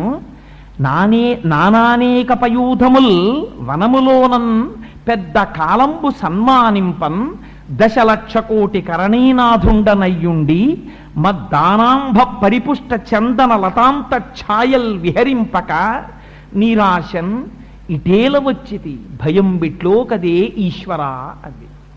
ఆ ఒక్క పద్యం చాలండి మనం ప్రతిరోజు చదువుకుంటే జీవితాన్ని మార్చేయడానికి. నేను అడవిలో ఉండేవాడిని, 10 లక్షల కోట్ల భార్యలకి భర్తని. ఎంత గొప్పవాణ్ణి అంటే నా మదజలం కారితే ఆ మదజలం చేత చందనపు వృక్షాలు పైకి లేచాయి. అటువంటి గంధపు చెట్ల నీడలో పడుకుని ఉండేవాణ్ణి. హాయిగా గంధపు చెట్ల నీడలో పడుకోక నాకు ఈ కోరిక ఎందుకు పుట్టింది అసలు? నీరాశన్ ఈ సరోవరంలో దిగాలన్న కోరిక ఎందుకు వచ్చింది? దిగాను. నీరు తాగి వెళ్ళిపోతే పోయేదే, తాగి వెళ్ళలేదు. అనవసరంగా నీళ్లలో దిగి అల్లరి చేశాను. భయం బిట్లో కదే ఈశ్వర, ఈ మాట మీరు అండర్లైన్ చేసుకోవాలి గజేంద్ర మోక్షంలో. ఎందుకని? ఆహారము మనకి జంతువులకి సమానం, నిద్ర మనకి జంతువులకి సమానం, ప్రత్యుత్పత్తి మనకి జంతువులకి సమానం. భయము ఇది శరీరగతం కాదు, శరీరంలోంచి రాదు భయం. భయం మనస్సుకి సంబంధించింది. ఈ భయం ఎందుకు వస్తుందంటే ప్రాణం పోతుందేమో అని భయం, మృత్యు వచ్చేస్తుందేమో అని భయం. ఇప్పుడు ఆలోచన ఒకటి కొత్తది వచ్చింది ఏనుక్కి. ఏమని? పృథుశక్తిన్ గజమాజలగ్రహముతో పిక్కేండ్లు పోరాడి సంశిథిలంబై తనలావు వైరిబలమున్ చింతించి మిథ్యామనోరథం బింకేటికి దీని గల్వ సరిపోరంచాల రాదంచు ఇట్లని పూర్వపుణ్యఫల దివ్య జ్ఞాన సంపత్తితో. నేను భూమి మీద తిరిగే ప్రాణిని, మొసలో నీటిలో తిరిగే ప్రాణి. భూమి మీద తిరిగే ప్రాణి నీటిలోకి రావడమే బలహీనత. నీటిలో ఉండేటటువంటి ప్రాణి పృథివీ మీద ఉండేటటువంటి ప్రాణిని నీటిలో ఉండి పట్టుకోవడం దాని బలం. అందుకని ఇవాళ ఎంత అందంగా పట్టుకుందోట తెలుసా అండి మొసలి? ఇక ఏమీ కష్టపట్టలేదట. ఎంత అందంగా పట్టుకుంది అని చెప్పేశారంటే పోతన గారు, పాదద్వంద్వము నేలమోపి పవనున్ బంధించి పంచేంద్రియోన్మాదంబున్ పరిమార్చి బుద్ధిలతకొన్ మారాకు హత్తించి నిష్ఖేద బ్రహ్మపదావలంబన క్రియన్ క్రీడించు యోగీంద్రు మర్యాదన్ నక్రము విక్రమించకరి పాదాక్రాంత నిర్వక్రమై. మహాయోగి అయినటువంటి వాడు తన ప్రాణవాయువుని నిలబెట్టి ఊపిరి నిబద్ధించి ఒక్కసారి మనస్సులో ఈశ్వర దర్శనం చేస్తూ భగవంతుడి పాదాలు పట్టుకుని ఆనందం పొందుతూ ఎలా ఉండిపోతాడో అలా ఇవాళ ఏమీ పెద్ద కష్టపడకుండా ఊపిరి బిగపట్టి నేల మీద కాళ్ళు గట్టిగా మోపి ఏనుగు పాదాన్ని పట్టుకుని మొసలు ఉండిపోయింది. ఇప్పుడు ఏమవుతుంది? ఇక ఏనుగు కదలలేని స్థితి వస్తోంది. నీకు కాళ్ళున్నంతసేపు తిరగరాని చోటల్లా తిరిగావు, ఇక వీడు తిరగడు అని నిర్ణయం అయిపోయింది. 4 కర్రలు తెచ్చి తీసుకెళ్ళిపోతారు, ఇక తిరగదు కాబట్టి ఆ కాలు. అందుకని కాలు తిరగని చోటుకి వెళ్ళిపోవడానికి ఏనుగు సిద్ధపడుతోంది. మొసలి అంత గట్టిగా పట్టు కూర్చుంది. కూర్చున్న సమయంలో ఆలోచించాడు, నేను ఈ గట్టు మీద ఉన్న వాళ్ళందరినీ నమ్మాను, ఇక వీళ్ళు నాకు ఉపకారం చెయ్యరు. గట్టు మీద ఉన్న వాళ్ళంటే ఎవరు? భార్యలు, బిడ్డలు, బంధువులు, స్నేహితులు. వీళ్ళెవరు పరిమారుస్తారు? నన్ను రక్షించేవాడు ఎవరైనా ఉన్నాడా ప్రపంచంలో అని ఆలోచించింది. ఇప్పుడు గుర్తొచ్చాడు. ఎవరు? భగవంతుడు గుర్తొచ్చాడు. మనకి గుర్తొస్తాడా అంటే పోతన గారు అన్నారు, ఏనుక్కి గుర్తొచ్చాడు కానీ నీకు గుర్తొస్తాడని నమ్మకమేం లేదు అన్నారు. ఎందుకని?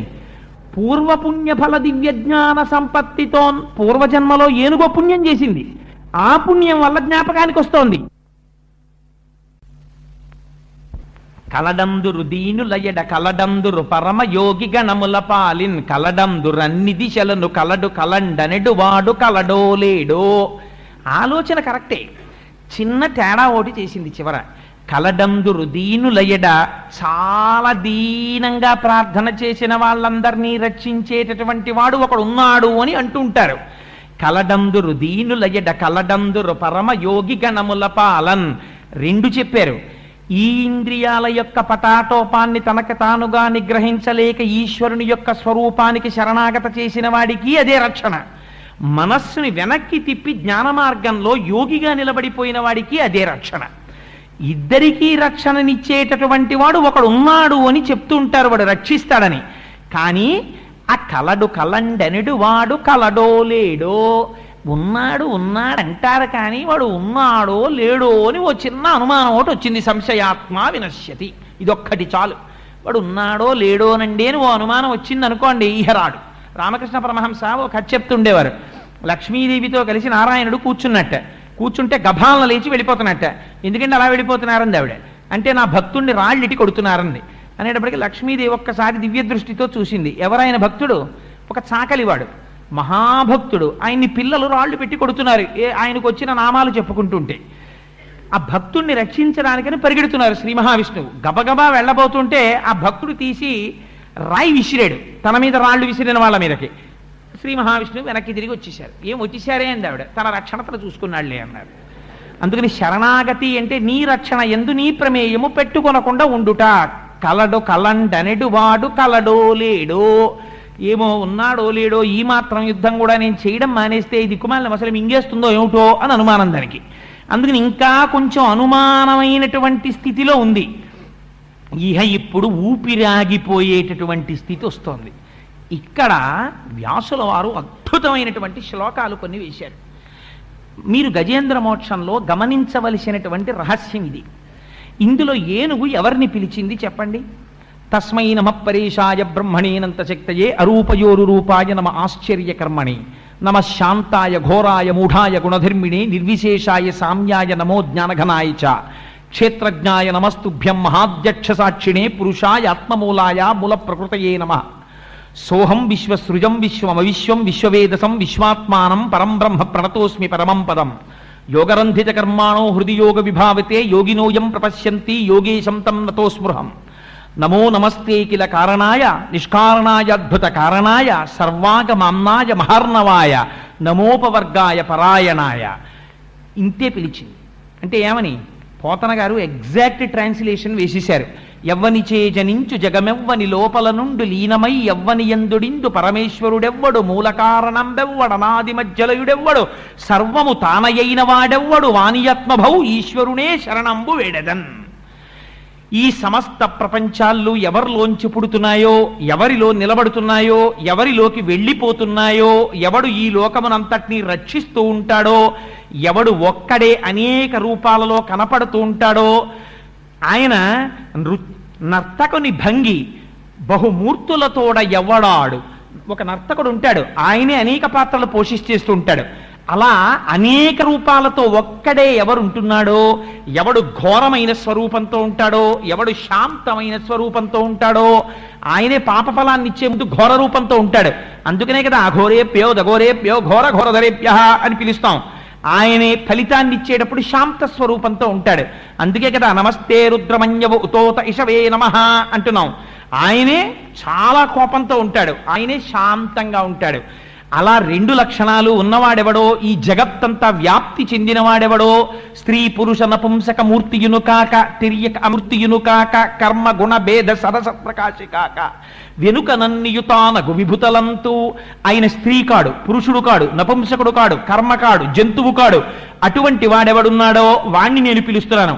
ఓ కమలాప్త, ఓ వరద, ఓ ప్రతిపక్ష విపక్ష దూర కుయో, ఓ కవియోగి వందిత, ఓ శరణాగతామరానోక, ఓ మునీశ్వర మనోహర, ఓ విమల ప్రభావ, రావే కరుణింపవే తలపవే శరణార్థిని నన్నువే అంది. ఎవరిని పిలిచినట్టు? ఓ కమలాప్త, ఓ వరద, ఓ ప్రతిపక్ష విపక్ష దూర కుయో, అందరికీ కూడా ఆర్తిని తీర్చేటటువంటి వాడా, కమలములకు బాంధవుడైనటువంటి వాడా, లోకములను రక్షించేటటువంటి వాడా, నువ్వు వెంటనే బయలుదేరి రావాలి. కవులందరూ ఎవరిని ప్రస్తుతి చేస్తున్నాడో అటువంటి స్వరూపం కదిలి రావాలి. ఆ స్వరూపం ఆడది కాదు, ఆ స్వరూపం మగవాడు కాడు, ఆ స్వరూపం నపుంసకుడు కాడు, ఆ స్వరూపానికి ఓ స్వరూపం లేదు. అటువంటి వాడెవడున్నాడో వాడు వెంటనే బయలుదేరి వచ్చి నన్ను రక్షించాలి అంటోంది. ఇప్పుడు ఎవరు రావాలి? అసలు ఎవరిని పిలుస్తోందా ఏనుగు? ఇదేమన్నా సంధి ప్రలాపమా? ఇంకా జీవన్ మృత్యువుల రెండింటి మధ్యలో సంధిలో ఉండి ఏదో తెలియక మాట్లాడుతోందా, లేకపోతే నిజంగా ఎవరినైనా పిలుస్తోందా? అలా రావడం కాదుట. ఇన్నాళ్ళు తాను ఎప్పుడూ ఈశ్వరుడికి ఒక్క పువ్వు వేసి ఎరగదా ఆ ఏనుగు. అటువంటి ఏనుగు ఇవాళ కండిషన్లు పెట్టింది. ఏమని? కలుగడే నా పాలి కలిమి సందేహింప కలిమిలే ములులేక కలుగువాడు నా కడ్డబడరాడెనలిన సాధువులచే బడిడి సాధువుల కడ్డుబడివాడు లీలతో నామరాలింపడే మొరగుల మొరలెరుంగుచు తన్ను మొరగువాడు ఆది మధ్యాంతములు లేక ఎరలువాడు భక్త జనముల దీనుల పాలివాడు వినడే చూడడే తలపడే వేగరాడే అంది. ఎవరు రావాలట అంటే కలుగడే నా పాలి కలిమి సందేహింప కలిమిలే ములులేక కలుగువాడు. నా దగ్గరికి వెంటనే పరిగెత్తుకుంటూ రావద్దా భగవానుడు? ఎందుకు వస్తాడు? కలిమిలే ములులేక కలుగువాడు. వీడికి ఐశ్వర్యం ఉందా, ఐశ్వర్యం పోయిందా అని చూడడం ఆయన లక్షణం కాదు. ఒకనాడు ఏనుగు అంత ఐశ్వర్యంతో ఉన్నప్పుడు నాకు పూజ చేయలేదు, ఇప్పుడు మరణ సదృశమైనటువంటి వేదనని పొందుతూ పడిపోయినప్పుడు నేను గుర్తొచ్చానా అని అడిగే లక్షణం ఉన్నవాడు కాడు. వస్తాడు. లీలతో నా మొరాలింపడే మొరగుల మొరలెరుంగుచు తన్ను మొరగువాడు. మామూలుగా వస్తే నేను ఒప్పుకోను. ఎలా రావాలా వచ్చేవాడు? నన్ను రక్షించడం కోసమని రావడంలో నేను పడుతున్నటువంటి కష్టాన్ని చూసి తన్ని తాను మరిచిపోయి పరిగెత్తుకుంటూ రావాలి. మొరగుల మొరలెరుంగుచు తన్ను మొరగువాడు ఆది మధ్యాంతములు లేక ఎరలువాడు. వాడికి ఆది ఉండకూడదు, మధ్యం ఉండకూడదు, అంత ఉండకూడదు, అంతటా వ్యాపించిన వాడై ఉండాలి. అటువంటి వాడు రావాలి. భక్త జనముల దీనుల పాలివాడు వినడే చూడడే తలపడే వేగరాడే. ఎందుకు రాడటువంటి వాడు? అలా రావాలి. వచ్చేటప్పుడు ఎందుకు రావాలట? లావొక్కింతజు లేదు ధైర్యము విలోలంబయ్యే ప్రాణంబులా ఠావుల్ తప్పెను మూర్ఛ వచ్చే తనువుండెన్ శ్రమంబయ్యడిన్ నీవే తప్ప ఇతప్పరం బెరుగా. ఇప్పుడంది మాట. ఇది శరణాగతి. నీవే తప్ప ఇతప్పరం బెరుగ మన్నింపందగున్ దీనునిన్ రావే ఈశ్వరత్మక. లావొక్కింతయు లేదు, ఏమి బలం లేదు నాకు ఇప్పుడు. నా శరీరంలో నేను ఇహ మొసలితో యుద్ధం చేయడానికి నాకు శక్తి లేదు. ధైర్యము విలోలంబయ్యే, నా ధైర్యం అంతా నాశనం అయిపోయింది. ధైర్యము విలోలంబయ్యే ప్రాణంబులా ఠావుల్ తప్పెను. ప్రాణములు తమ తమ స్థానములలోంచి కదిలిపోతున్నాయి. ఇహ నీరసం వచ్చేస్తోంది. ప్రాణంబులా ఠావుల్ తప్పెను మూర్ఛ వచ్చే. ఇహ స్పృహ పోతోంది. మరణానికి దగ్గర పడుతున్నప్పుడు ఎలా ఉంటుందో చూపించారు పోతన గారు. అందుకని మూర్ఛ వచ్చే తనువుండెన్, శరీరం అంతా డస్సిపోయింది. శ్రమం బయ్యడిన్, ఏం చేశానో తెలియదు కానీ విపరీతమైన అలసట. శ్రమం బయ్యడిన్ నీవే తప్ప ఇతప్పరం బెరుగా. నేనిప్పుడు ఈ గట్టు మీదున్న వాళ్ళెవ్వరినీ నమ్మను, నిన్నొక్కడే నమ్ముతున్నాను. నీవే తప్ప ఇతప్పరం బెరుగ మన్నింపందగున్ దీనునిన్. నేను పరమదీనుడనై ప్రార్థన చేస్తున్నాను. రావే ఈశ్వర కావవే వరద సంరక్షింపు భద్రాత్మక. వాడు ఎటువంటి వాడు రావాలి? ఎలా పడితే అలా వస్తే నేను ఒప్పుకోను. లోకంబులు లోకేశులు లోకస్తులు తెగిన తుది పెంజీకటి కావల యవ్వండేకాకృతి వెలుగు అతనినే సేవింతున్. ఈ లోకాలన్నీ లయమైపోయినప్పుడు, లోకంలో ఉన్న వాళ్ళందరూ వెళ్ళిపోయినప్పుడు, విపరీతమైన గాఢాంధకారం అలువుకుపోయినప్పుడు, సూర్యచంద్రులు కూడా లేనప్పుడు ఉండిపోయిన ఒక్కడెవడుంటాడో ఆ ఒక్కడు ఎవడున్నాడో వాడు బయలుదేరి రావాలి. వాడొచ్చి నన్ను రక్షించాలి. ఇన్ని కండిషన్లు పెట్టింది ఏనుగు. పెట్టి ప్రార్థన చేసింది. చివర్లో ఇప్పుడు 33 కోట్ల మంది దేవతలు లేచారు. ఇప్పుడు శరణాగతి చేసింది ఏనుగు. వెళ్ళాలి. ఎవరు వెళ్ళాలి? ఎవరిని పిలిచింది అందులో? ఓ సరస్వతి, ఓ బ్రహ్మ, ఓ శ్రీ మహావిష్ణువా, ఓ నారాయణుడా, ఓ శివుడా, ఏదైనా పోనీ ఒక పేరో ఒక వర్ణనమో ఒక రూపమో, ఓ చంద్రకళాధరుడా, ఓ నాగాంబరధరుడా, లేకపోతే ఓ నాగభూషణ, లేకపోతే ఓ గరుత్మంతుణ్ణి వాహనంగా ఉన్నవాడా, లేకపోతే సరస్వతిని భర్తగా కలిగినవాడా, ఎవరిని పిలవలేదు అర్థం చేసుకోవడానికి. ఒక తత్వాన్ని చెప్పి వాడు రావాలంటోంది. ఇంతమంది ఆలోచిస్తే ఇప్పుడు మీరు జ్ఞాపకం పెట్టుకోండి. ఇప్పుడు ఉపాసన ఈశ్వరోపాసనం చేసిందా, సాకారంగా ఒక ఆకారాన్ని స్మరించిందా, నిరాకారాన్ని స్మరించిందా? ఏనుగు ఏ ఆకారము లేని పరంజ్యోతి స్వరూపాన్ని స్మరించింది. ఇప్పుడు రావాలి. ఎవరు రావాలి? అది సృష్టికర్తగా రావాలా, స్థితికర్తగా రావాలా, లయకర్తగా రావాలా? రక్షణ కోరుకుంటోంది కాబట్టి స్థితికర్తగా రావాలి. అందుకని ఇప్పుడు ఎవరు బయలుదేరి వెళ్ళాలి? అంతటా వ్యాపకతత్వం ఉన్నవాడు ఎవరుండాలో ఆయన వెళ్ళాలి. ఎవరా వ్యాపకతత్వం ఉన్నవాడు? శ్రీ మహావిష్ణువు బయలుదేరి వెళ్ళాలి. అంటే విష్ణు ఒకరు, శివుడు ఒకరు, ఇంతమంది ఉంటారా? పిలిచిన దానిలో లక్షణము విష్ణువుకు అన్వయమవుతోంది కాబట్టి విష్ణు స్వరూపంగా రావాలి. ఇది ఎలా రావాలి? విష్ణువు అంటే సర్వవ్యాపకుడు, అంతటా ఉన్నవాడు రావాలంది. అంతటా ఉన్నవాడు ఎక్కడ లేడు. ఏనుగులో లేడా, మొసల్లో లేడా, అక్కడ నీళ్లలో లేడా, భూమిలో లేడా, చెట్టులో లేడా, పువ్వులో లేడా, చావలో లేడా, అక్కడున్న ఇతర ఏనుగుల్లో లేడా, ఎందులో లేడు, ఎందులోనూ ఉన్నాడు. ఇందుగలడు అందులేడని సందేహము వలదు చక్రి సర్వోపగతుండెందెందు వెదకి చూచిన అందందే కలడు దానవాగ్రని వింటే. మరి అంతటా ఉన్నవాడు అక్కడి నుంచి లేచి ఓ ఒడ్డు నుంచి ఎందుకు రాకూడదు? అలా రాడు. ఎందుకు రాడు? కండిషన్ పెట్టింది. మొరగుల మొరలెరుంగుచు తన్ను మొరగువాడు ఆ వచ్చేటప్పుడు నా బాధ చూసి తనని తాని మరిచిపోయి రావాలన్నాడు. అందుకని మూలస్థానంలోంచి వచ్చాడు. ఎక్కడి నుంచి వచ్చాడు? అల వైకుంఠపురంబులో నగరిలో ఆ మూల సౌధంబుదాపల మందారవనంతరామృత సర ప్రాతేందు కాంతోపలోత్పల పర్యంకరమా వినోదియగువాపన్న ప్రసన్నుండు విహ్పల నాగేంద్రము పాహీ పాహీయన కుయ్యాళించి సౌరంభియై. ఎక్కడో అలా వైకుంఠపురంబులో చాలా మంది పెద్దలు చెప్తారు. ఇక్కడ దాకా వ్రాసిన తర్వాత పోతన గారికి ఇంకా తర్వాత ఎలా ఆంధ్రీకరించాలో అర్థం కాలేదు. ఎవరు వస్తారు, ఎందుకు వస్తారు అర్థం కాలేదు. అర్థం కాక సంధ్యావందనం చేసుకొస్తారని భాగవతాన్ని అక్కడ పెట్టి వెళ్ళిపోయారు. వెళ్ళిపోయిన తర్వాత పోతన గారి వేషంలో రామచంద్ర ప్రభు వచ్చి ఈ పద్యాలు పూర్తి చేశారంటారు. అందుకని నిత్యపారాయణ యోగ్యతలో అంత శక్తి ఆ గజేంద్ర మోక్షానికి. తర్వాత పోతన గారు వచ్చి చూసి ఆశ్చర్యపోయారు అంటారు ఆ పద్యాల్ని.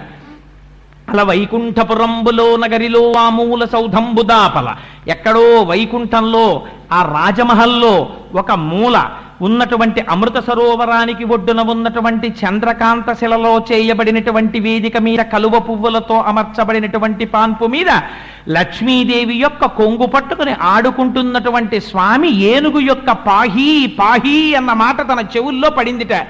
ఏది పాహీ పాహీ? తనని తాను మరిచిపోయి రావాలని ప్రతిజ్ఞ చేసింది. ఇప్పుడు ఎందుకు వస్తున్నాడు? భక్తుడి కోరిక నిలబెట్టడానికి వస్తున్నాడు. శరణాగతి అన్నది ఎంత గొప్పదో చూపిస్తోంది గజేంద్ర మోక్షం. ఈ శరణాగతి చెయ్యడానికి నీకు పూజా మందిరం అక్కర్లేదు. నువ్వు ఎక్కడ ఉండు, నువ్వు శరణాగతి చేసి చెయ్యొచ్చు ఈశ్వరుడికి. ఇది నిర్భయత్వాన్ని ఇస్తోంది గజేంద్ర మోక్షం. నువ్వేం బెంగ పెట్టుకోకు, నువ్వు ఎటువంటి స్థితిలో ఉండు. ఒక్కసారి పేరు పెట్టి కూడా పిలవలేదు. ఒక పేరు పెట్టి పిలవకుండా ఒక్కసారి తత్వ విచారణం చేసిన భగవానుడు వచ్చాడు. నువ్వు పిలవగలిగితే, శరణాగతి చెయ్యగలిగితే, నమ్మవలసిన వాణ్ణి నమ్మగలిగితే ఎందుకు రాడు భగవంతుడు? అభయం ఇచ్చింది మనకి గజేంద్ర మోక్షం. అందుకని ఎలా వచ్చాట? సిరికింజప్పడు శంఖచక్రయుగమున్ చేదోజి సంధింపడే పరివారంబును జీర డభ్రకపతిన్మన్నింపడు ఆకర్ణికాంత రథం మిల్లము చక్కనొత్తడు వివాద ప్రోద్ధిత శ్రీ కుచోపరి చేలాంచలమైన వీడడు గజ ప్రాణావనోత్సాహి. ఆ వచ్చేటప్పుడు తనని తాను మరిచిపోయి రావాలంది.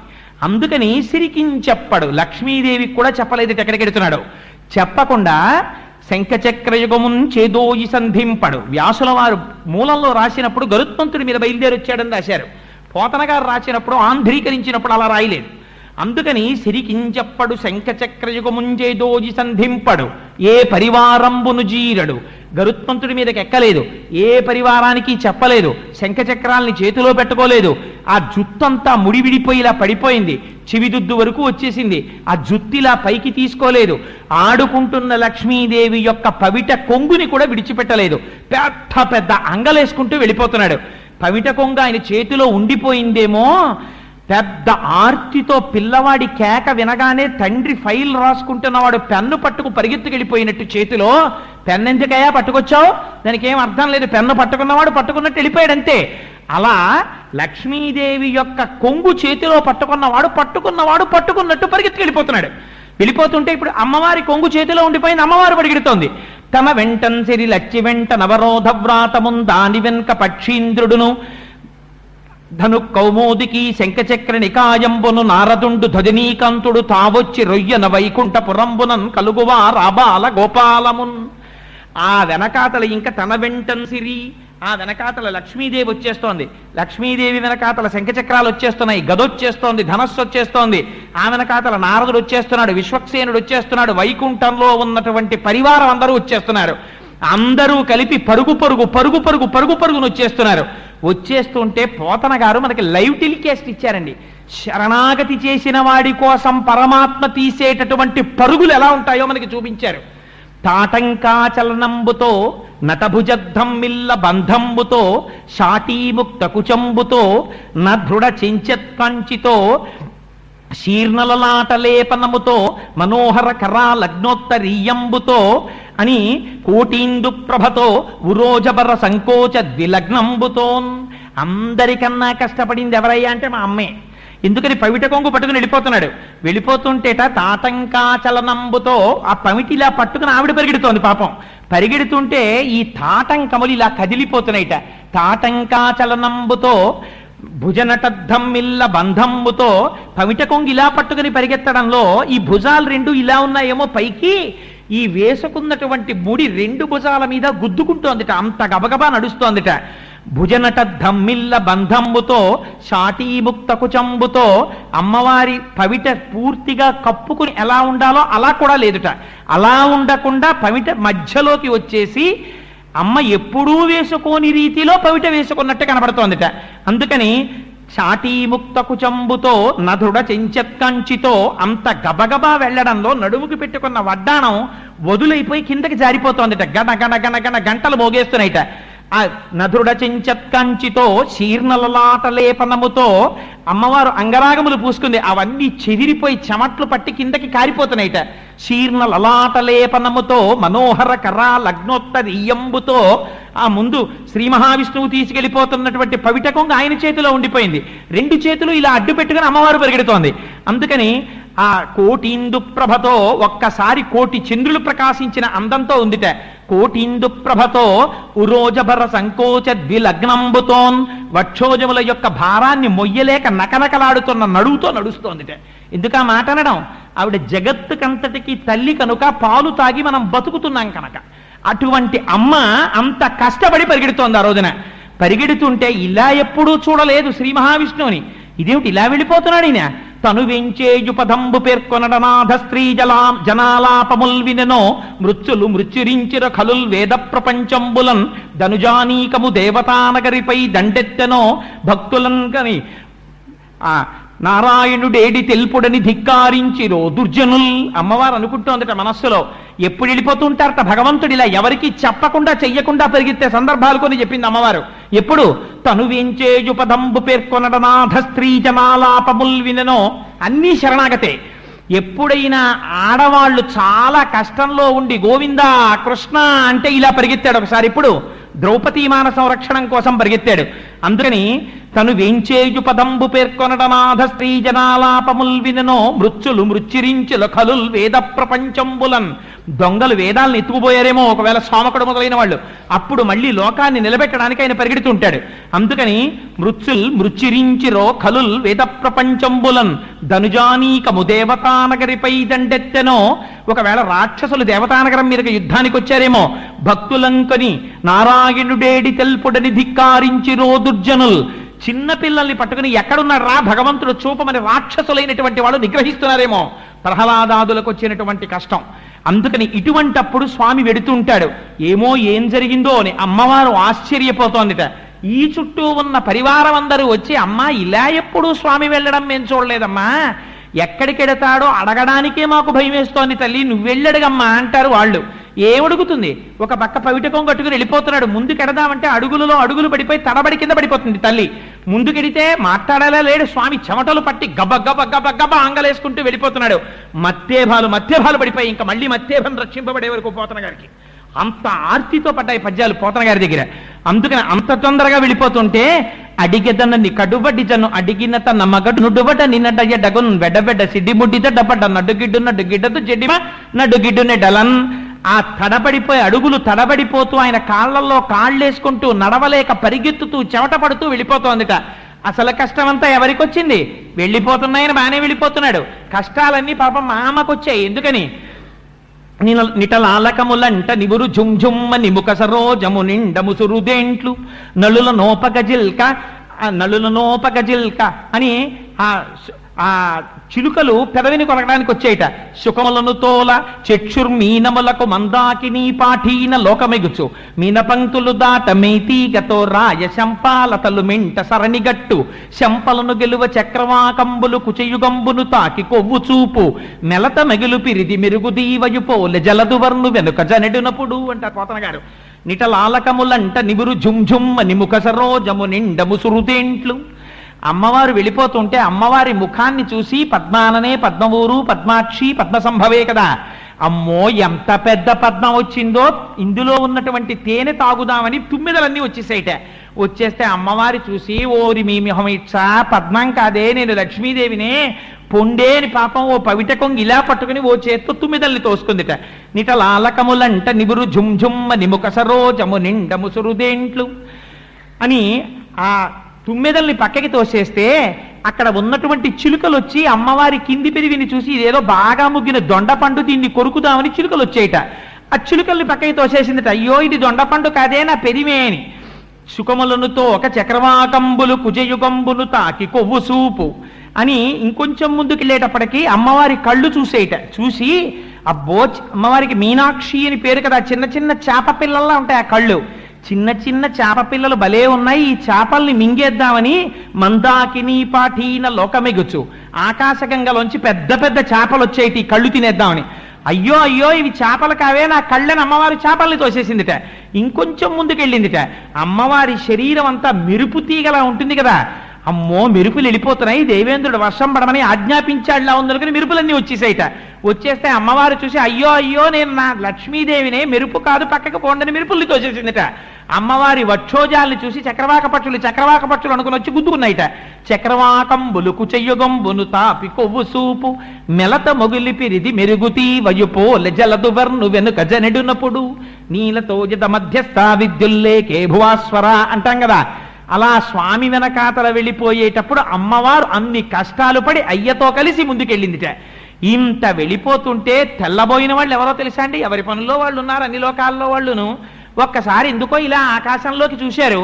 ఉపన్యాసం అయిపోయిన తర్వాత మనందరం బయటికి వెళ్ళేటప్పటికీ ఓ పట్టు పీతాంబరం కట్టుకుని శ్రీ మహావిష్ణువు, వెనకాతల తెల్లచీర కట్టుకుని లక్ష్మీదేవి, శంఖం చక్రం అన్ని వెళ్ళిపోతున్నాయి అనుకోండి. మనం ఏమనుకుంటాం? ఒక్కొక్కటి చెప్తాడు. పోతన గారు కూడా అంతే లైవ్ టెలికాస్ట్ ఇచ్చారు. చను దించన్ ఘనుడల్లవాడే హరి పజ్జంగంటి రే లక్ష్మి శంఖ నినాదమ్మదే చక్రమల్లదే భుజంగధ్వంసుయున్వాడే క్రన్నన నేతించ నటంచు నమో నారాయణాయేతి నిస్మనులై మృక్రిమింట హస్తి దురవస్థావక్రికించక్రికిన్. ఒక్కొక్కళ్ళు చూశారట. అయ్యయ్యో చూశారా, చను దించన్ ఘనుడల్లవాడే హరి అరిగరిగరిగో స్వామిని చూడండి ఎంత అందంగా ఉన్నారో. జలధరదేహు నాజాను చతుర్బాహు సరసీ అసుత్ర కంకణ కేయూర శ్రీవత్సలంచనంచిత విహారు మరుకుండల ప్రభాజిత కుంతలలాటు వైఢూర్య మణిక నవర కిరీటు. అటువంటి స్వామి ముందెళ్ళిపోతున్నారు. పట్టుపీతాంబరం కట్టుకుని మెడలో కౌస్తుభమాల వేసుకుని, అవన్నీ ఆ వైజయంతిమాల వేసుకుని కౌస్తుభ వజ్రంతో ముందు స్వామి పెడుతున్నారు. చూడండి చూడండి అన్నారు. ఈ పక్కన ఉన్న వాళ్ళు ఉన్నారు, పజ్జంగంటిరే లక్ష్మి, అదిగోరా వెనకాల లక్ష్మీదేవి పెడుతోని చూడండి చూడండి అన్నారు. పజ్జంగంటిరే లక్ష్మి శంఖనినాదమ్మలే. వీళ్ళిలా నిలబడిపోయారా, ఆ ప్రొసెషన్ వెళ్ళిపోతోంది. వెళ్ళిపోతున్నప్పుడు చూస్తున్నవాడు ఏమంటాడు? అదిగో అది చూసారా అంటాడు. శంఖ నినాదమ్మదే, స్వామివారి చేతిలో శంఖం వెళ్ళిపోతోంది. చక్రమల్లదే, అదిగో సుదర్శనం వెళ్ళిపోతోంది. చక్రమల్లదే భుజంగధ్వంసుయున్వాడే, అదిగో గరుత్మంతుడు ఒక్కడు వెనకాలెడుతున్నాడు. ఇవాళ స్వామి నడిచి వెళ్ళిపోతున్నారు. భుజంగధ్వంసుయున్వాడే క్రన్నన నేతించ నటంచు వేల్పులు నమో నారాయణాయేతి నిస్పనులై మృక్కిరి మెంట హస్తి దురవస్థావక్రికించక్రికిన్. అడిగోరా వెళ్ళిపోతున్నాడు, ఏనుగుని రక్షించడానికి ఎంత తనని తాను మరిచిపోయి పరిగెడుతున్నాడో చూడండి రా స్వామి అని నమో నారాయణాయేతి, స్వామి నమో నారాయణ నమస్కారాలు చేస్తున్నారట. గబ వెళ్ళిపోయాడు తండ్రి. వెళ్ళిపోయి ఒక్కసారి ఆ ఏనుగుని చూశాడు. ఆ మొసలి యొక్క నోటిలో కర్ర నవిలేస్తోంది కాల్ని. అంతిమ శ్వాసతో కన్నుల వెంట నీరు కారిపోతుండగా నిలబడి ఉన్నాడు. వెంటనే ఒక్కసారి తన సుదర్శనానికి ఆజ్ఞ ఇచ్చాడు. ఆ చక్రం వెళ్ళింది, పెద్ద చప్పుడు చేసుకుంటూ నీటిలో దిగింది. ఆ మొసలి యొక్క కుత్తుకని కత్తిరించేసింది. ఆ గొంతు తెగిపోగానే తన కాలు బయటికి తీసుకుని అడుగు వెయ్యలేక ఒడ్డున కనబడుతున్నటువంటి స్వామిని చూసి ఒక తామర పువ్వు ఒకటి తొండంతో పట్టుకుని పైకెక్కుతోందిట ఏనుగు. ఎక్కుతుంటే పోతనగారన్నారు, మకరమొకటి రవిసొచ్చను మకరము మరి ఒకటి ధనదు మాటున డాగెన్ మకరాలయమున తిరిగెడు మకరంబులు కూర్మ రాసి మరుగున కరిగెన్. మకరం అన్న పేరునవని పారిపోయేట ఆ రోజున లోకంలో. ఎందుకని? ఆ రోజున సుదర్శన చక్రం, మకరం అంటే మొసల్ని చంపింది. మకరం అని ఇంకోళ్ళకి ఎవరికైనా పేరుంటే చంపేస్తుందేమోనని మకరం ఒకటి రవిజొచ్చెను. ద్వాదశ రాశుల్లో మకర రాశి అని ఒక రాశి ఉంది. ఆ రాశికి భయం వేసింది. అమ్మో చక్రం వచ్చి దీని పేరు మకర రాశి అని నన్ను చంపేస్తుందేమో అని సూర్యుల్లోకి పారిపోయింది.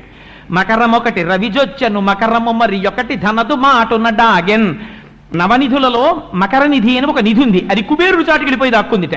ఇంకొకటి అక్కడ ఉండేటటువంటి మొసళ్ళన్నీ కూడా ఆదికూర్మం చాటుకి వెళ్ళిపోయి దాక్కున్నాయిట. ఎందుకంటే అది కూడా శ్రీ మహావిష్ణువు యొక్క స్వరూపం కదా, అందులో ఆదికూర్మం చాటుకి వెళ్ళి దాక్కున్నాయిట. అందుకని సృష్టిలో మకరం అని పేరున్నవన్నీ పారిపోయిట ఆ రోజున. మకరం ఒకటి రవిజొచ్చను, మకరము మరి ఒకటి ధనదు మాటున డాగెన్, మకరాలయమున తిరిగెడు మకరంబులు కూర్మ రాజు మరుగున కరిగెన్ అని అన్ని మకరాలు వెళ్ళిపోయిట.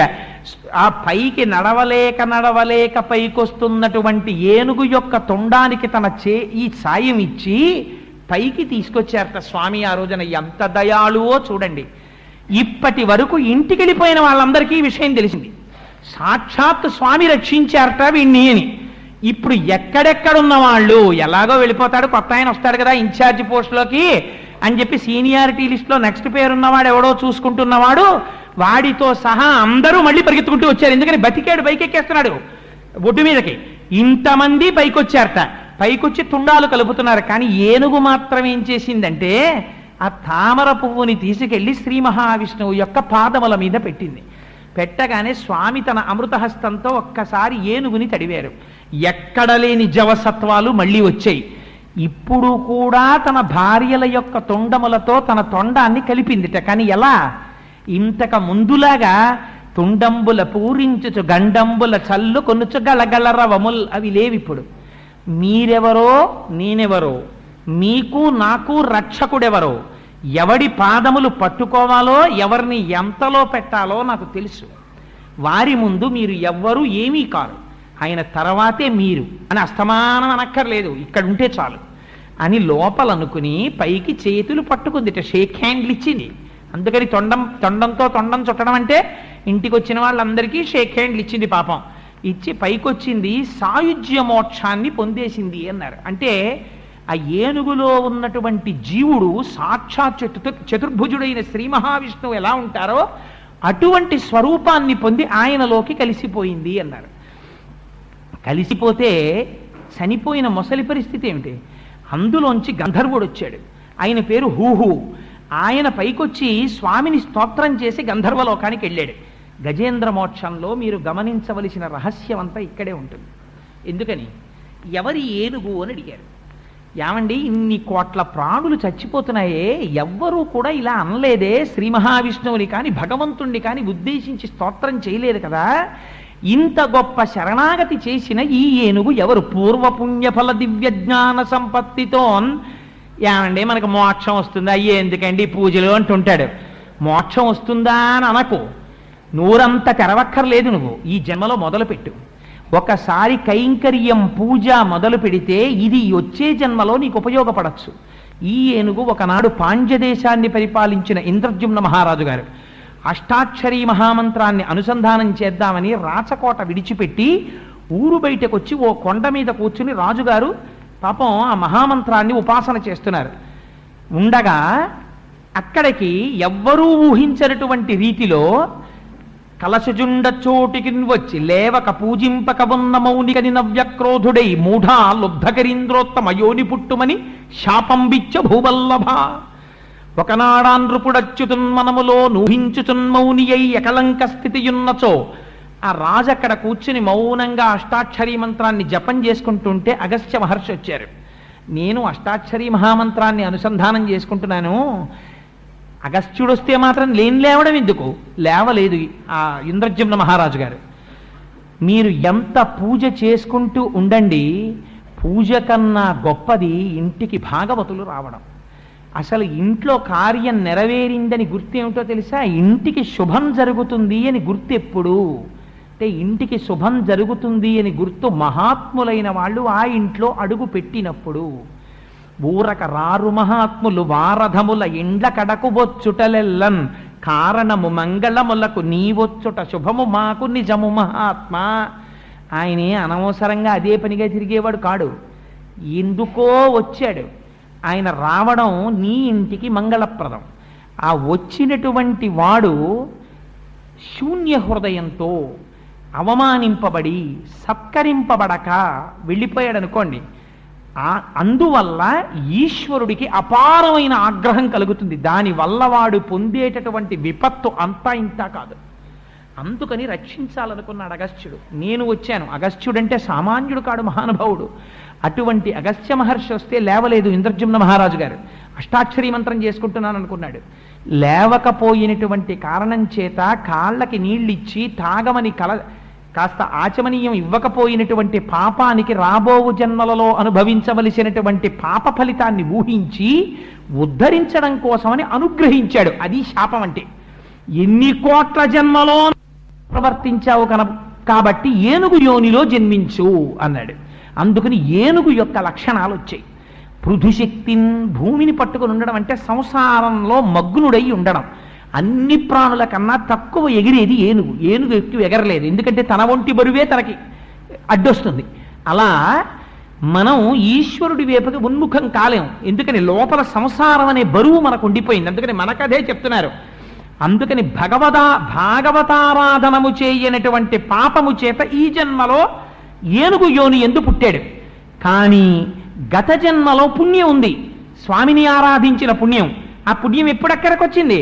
ఖచ్చితంగా ఊపిరి ఆగిపోయేటటువంటి సమయంలో ఈ పుణ్యం పనికొచ్చి ఈశ్వరనామం చెప్పించింది. అందుకని ఈ జన్మలో నువ్వు చేసుకున్న పుణ్యం వచ్చే జన్మలో నిన్ను కాపాడవచ్చు, అప్పుడు రావచ్చు మోక్షం, చెప్పలేం.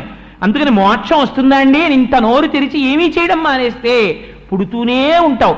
10,00,000 కోట్ల కరణీనాథుండనయ్యుండి 10 లక్షల కోట్ల ఏనుగులకి భర్త అయి ఉంటాడండి ఎవడైనా? అంటే ఎన్ని కోట్ల జన్మలెత్తావో అని దాని అర్థం. ఇప్పుడంటే కోటేశ్వరరావు, ఇప్పుడంటే భార్య ఒక ఆవిడే. ఇంతకు ముందు ఈ ఉపాధిలో ఉన్న జీవుడు ఏ శరీరంలోంచి వచ్చాడో, ఒకనాడు నేను ఒక కుక్కనై ఉండుండొచ్చు, అప్పుడు నాకు ఒక ఆడకుక్క నా భార్య అయి ఉండొచ్చు, నేను ఒక పందినై ఉండొచ్చు, ఒక ఆడపంది నా భార్య అయి ఉండొచ్చు. ఎన్ని జన్మలెత్తాను? ఇప్పటికి ఈ జన్మలో మనుష్య జన్మనెత్తాను. అలా చూసుకున్నప్పుడు నా జన్మలన్నిటికీ భార్యలు ఉన్నారు. ఎన్ని కోట్ల మంది భార్యలకి నేను భర్తను? ఎవరు? లోపలున్న జీవుడు. ఇది ఏనుగు యొక్క కథ అంటే. ఇప్పుడు ఎవరికి లేరు భార్యలు, ఎవరికి లేరు భర్తలు. అందుకని అందరూ ఈ స్థితిని పొందిన వారే. శరణాగతి నిన్ను ఆ స్థాయికి తీసుకెళ్ళగలదు. ఆ శరణాగతికి నువ్వు ఇప్పుడే ఈశ్వరార్చన ఎందు నిపుణుడవై ఉండాలి. నామం చెప్పుకో. ఒక్కసారి ఆయన స్తోత్రం చేశావా ఆయన ప్రీతి పొందేస్తాడు. నువ్వేమిస్తావు భగవంతుడికి? నువ్వేమిస్తాననకు. ఆయన నామం ప్రీతితో చెప్పుకుంటుండు. ఆయనే నీకు రక్షకుడై కాపాడతాడు. ఇది మనకి నేర్పింది. మరి ఒకే శ్రీ మహావిష్ణువు చక్రప్రయోగం చేశారు, ఆ మొసలి సంహరింపబడింది. మొసలికి మోక్షం వచ్చిందా? రాలేదు. కారణం ఏమిటి? గత జన్మలో మొసలి యొక్క స్థితి వేరు. ఎందుకని? ఆయన హూహూ అన్న గంధర్వుడు. ఆయన నీటిలో నిలబడి స్నానం చేస్తున్నాడు. చుట్టూ అప్సర స్త్రీలను పెట్టుకుని ఉన్నాడు. వాళ్ళతో క్రీడిస్తూ స్నానం చేస్తున్నాడు. స్నానం చేస్తూ ఉండగా అక్కడికి దేవల మహర్షి అనబడేటటువంటి మహర్షి వచ్చారు. ఆయన కూడా స్నానం చేస్తున్నారు. స్నానం చేస్తున్నప్పుడు మహాత్ముల్ని వెటకారం ఆడడం, మహాత్ముల్ని చిన్న చూపు చూడడం అదొక గొప్ప విషయం అనుకుంటారు. చూడాయన పంచి ఎలా కట్టుకున్నాడో, చూడాయన ఎలా మునుగుతున్నాడో, ఆ డొక్కల్లో ఎముకలన్నీ బయటికి వచ్చేసి లోపల గట్టిగా కోస్తే 5 కేజీలు మాంసం ఉండదు, పెద్ద మహర్షి చేతిలో ఓ దండం పట్టుకుని ఎలా మునుగుతున్నాడో చూడు అని వెటకారం ఆడుతున్నాడు. వీళ్ళందరూ నవ్వుతున్నారు. వీళ్ళని బాగా నవ్వించాలనుకున్నాడు. మదోన్మత్తుడయ్యాడు.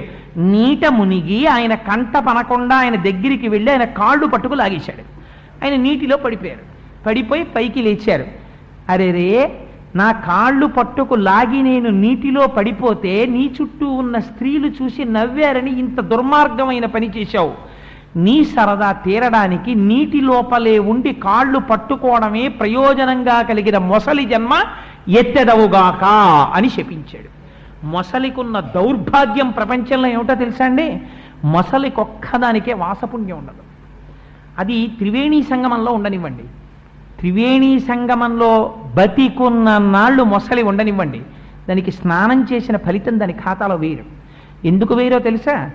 నీళ్లల్లో ఉంటుంది కానీ శరీరం అంతా నీళ్లల్లో పెట్టి ముక్కొక్కటే పైకి పెట్టి దాని పని ఏమిటంటే ఎవరు నీళ్లల్లో దిగురుతున్నారు, ఎవరిని పట్టుకుందాం, ఇదే ఆలోచన పెట్టుకుని ఎప్పుడు నీటి అడుగు నుంచి వచ్చి ఎవరి కాలు పట్టుకు లాక్కెళ్ళిపోదామనే చూస్తుంటుంది. మనస్సులో ఉన్న పాప ప్రవృత్తి చేత పైనున్న ఉపాధి త్రివేణి సంగమంలో ఉన్న మొసలికి మాత్రం ఇహ పుణ్యం రాదు. అందుకని అంత భయంకరమైన జన్మనిచ్చారు. ఎక్కడ పడ్డాడు? వెళ్ళి త్రికూటాచల పర్వతం మీద ఉన్నటువంటి సరోవరంలో పడ్డాడు. ఎప్పుడు నీకు మళ్ళీ శరణం? అంటే చక్రధారలకి నీ గొంతు తెగిపోవాలి, తెగిపోతే నీకు మోక్షం అన్నారు. నువ్వు ఈ మోక్షం కాదు, మోక్షం ఇవ్వరు. ఎందుకని గత జన్మలో పుణ్యం కాదు, ఈశ్వరనామం కాదు చేసింది, ఇంద్రద్యుమ్న మహారాజు గారు చేశారు, మోక్షం వచ్చింది. నువ్వు అపచారం చేశావు, అందుకని మళ్ళీ పూర్వం ఏ స్థాయిలో ఉన్నావో అక్కడికే పెడతావంతే. అందుకని విష్ణు దర్శనం అవ్వలేదా? అయింది. హూహుకి స్తోత్రం చేశాడు, అయినా మోక్షం వచ్చిందా? రాదు, మళ్ళీ హూహు అవుతాడంతే. అయ్యి ఎక్కడికి వెళ్ళాడు? మళ్ళీ గంధర్వలోకానికి వెళ్ళిపోయాడు. ఎంత చేసుకున్న వారికి అంత. అందుకని 1000 నామాలు వచ్చాయి. సహస్రనామాలు రావడానికి కారణం ఏమిటి? ఆర్తితో నువ్వు చెప్పుకోగా చెప్పుకోగా చెప్పుకోగా ఎక్కడో అక్కడ ఈ పుణ్యం నిన్ను కాపాడుతుంది. అందుకని వచ్చాయి సహస్రనామాలు, ఇన్ని రూపాలు. అయితే నామరూపాలు ఎందుకు పరమాత్మకి? అందుకని హూహూ మళ్ళీ గంధర్వుడై వెళ్ళిపోయాడు. ఇన్ని ధర్మ సూక్ష్మాల్ని మనకి చెప్పి ఒక విషయం చెప్పారు. సాధారణంగా భాగవతంలో ఎక్కడైనా ఫలస్థుతి చెప్తే దాన్ని, పుస్తకాన్ని వ్రాసినటువంటి వారు ఎవరున్నారో వారు చెప్తారు, ఇది చదివితే ఈ ఫలితం వస్తుందని చెప్పారు. కానీ అపారమైన కృప వహించి గజేంద్ర మోక్షానికి మాత్రం సాక్షాత్తుగా శ్రీమన్నారాయణుడు ఫలస్థుతి చెప్పాడు. ఎంత గొప్ప ఫలస్థుతో తెలుసా అండి? నరనాథ నీకును నాచేత వివరింపబడిన గజరాజ మోక్షణ కథ విను వారికి యశములిచ్చును దురితాపహంబు దుస్వప్ననాశంబు దుఃఖ సంహారంబు ప్రొద్దున మేల్గాంచి పూత వృత్తి నిత్యంబు పఠించు నిర్మలాత్మకులైన విప్రులకు బహు విభవమమరు మోక్షమరచేతి దయ్యుండు ముదము చేరుననుచు విష్ణుండు ప్రీతుడై ఆనతిచ్చే. సాక్షాత్తుగా శ్రీ మహావిష్ణువే ఫలస్థుతి చెప్పారు. ఏమని? ఎక్కడైతే ఈ గజేంద్ర మోక్ష కథని చెప్పుకుంటున్నారో, వింటున్నారో, అక్కడ దుస్వప్నముల యొక్క ఫలితములన్నీ పోతాయి, దురితములన్నీ ఉపశాంతిని పొందుతాయి. గ్రహముల వల్ల వస్తున్న భయంకరమైనటువంటి ఫలితములుంటే ఆ ఫలితములు ఉపశాంతిని పొందుతాయి. ఎవరెవరు నిద్ర తెలివి రాగానే కన్ను రెప్ప విప్పకుండా ఒక్కసారి ఆ సరోవరాన్ని తలుచుకుని, సరోవరంలో ఏనుగుని, అక్కడ ఉన్న చెట్లని తలుచుకుని, ఏనుగు చేసినటువంటి ప్రార్థన, ఇందాక సంస్కృతంలో చెప్పిందే తస్మై నమః పరేశాయ బ్రహ్మణేనంత శక్తయే, అది కానీ అనువాద పద్యాలు కానీ, ఈ పద్యాల్ని చదువుకొని శ్రీ మహావిష్ణువుని, ఏనుగుని, మొసల్ని తలుచుకుని ఒక్క నిమిషం గిర్రను తలుచుకుని కన్ను విప్పుతారో, అది ఎవరికైనా అలవాటైతే శ్రీ మహావిష్ణువు వరం ఇచ్చారు. అలా ఎవరు చేస్తారో వాళ్ళకి అంచమునందు ఏ బాధ లేకుండా, కాలుడు మొసలయ్యొచ్చి పట్టుకోవడం, ప్రజ్వరుడు రావడం, సంధిబంధములు విడిపోవడం, ఇటువంటి బాధ లేకుండా అనాయాసంగా దోసపండు ముచిక నుంచి విడివిడిపోయినట్టు శరీరము నుంచి జీవుడు విడివడి నేను వచ్చి చెయ్యి ఇచ్చి సింహాసనం ఎక్కించి తీసుకెళ్ళి నా లోకంలో నాలో కలుపుకుంటాను అని వరం ఇచ్చారు.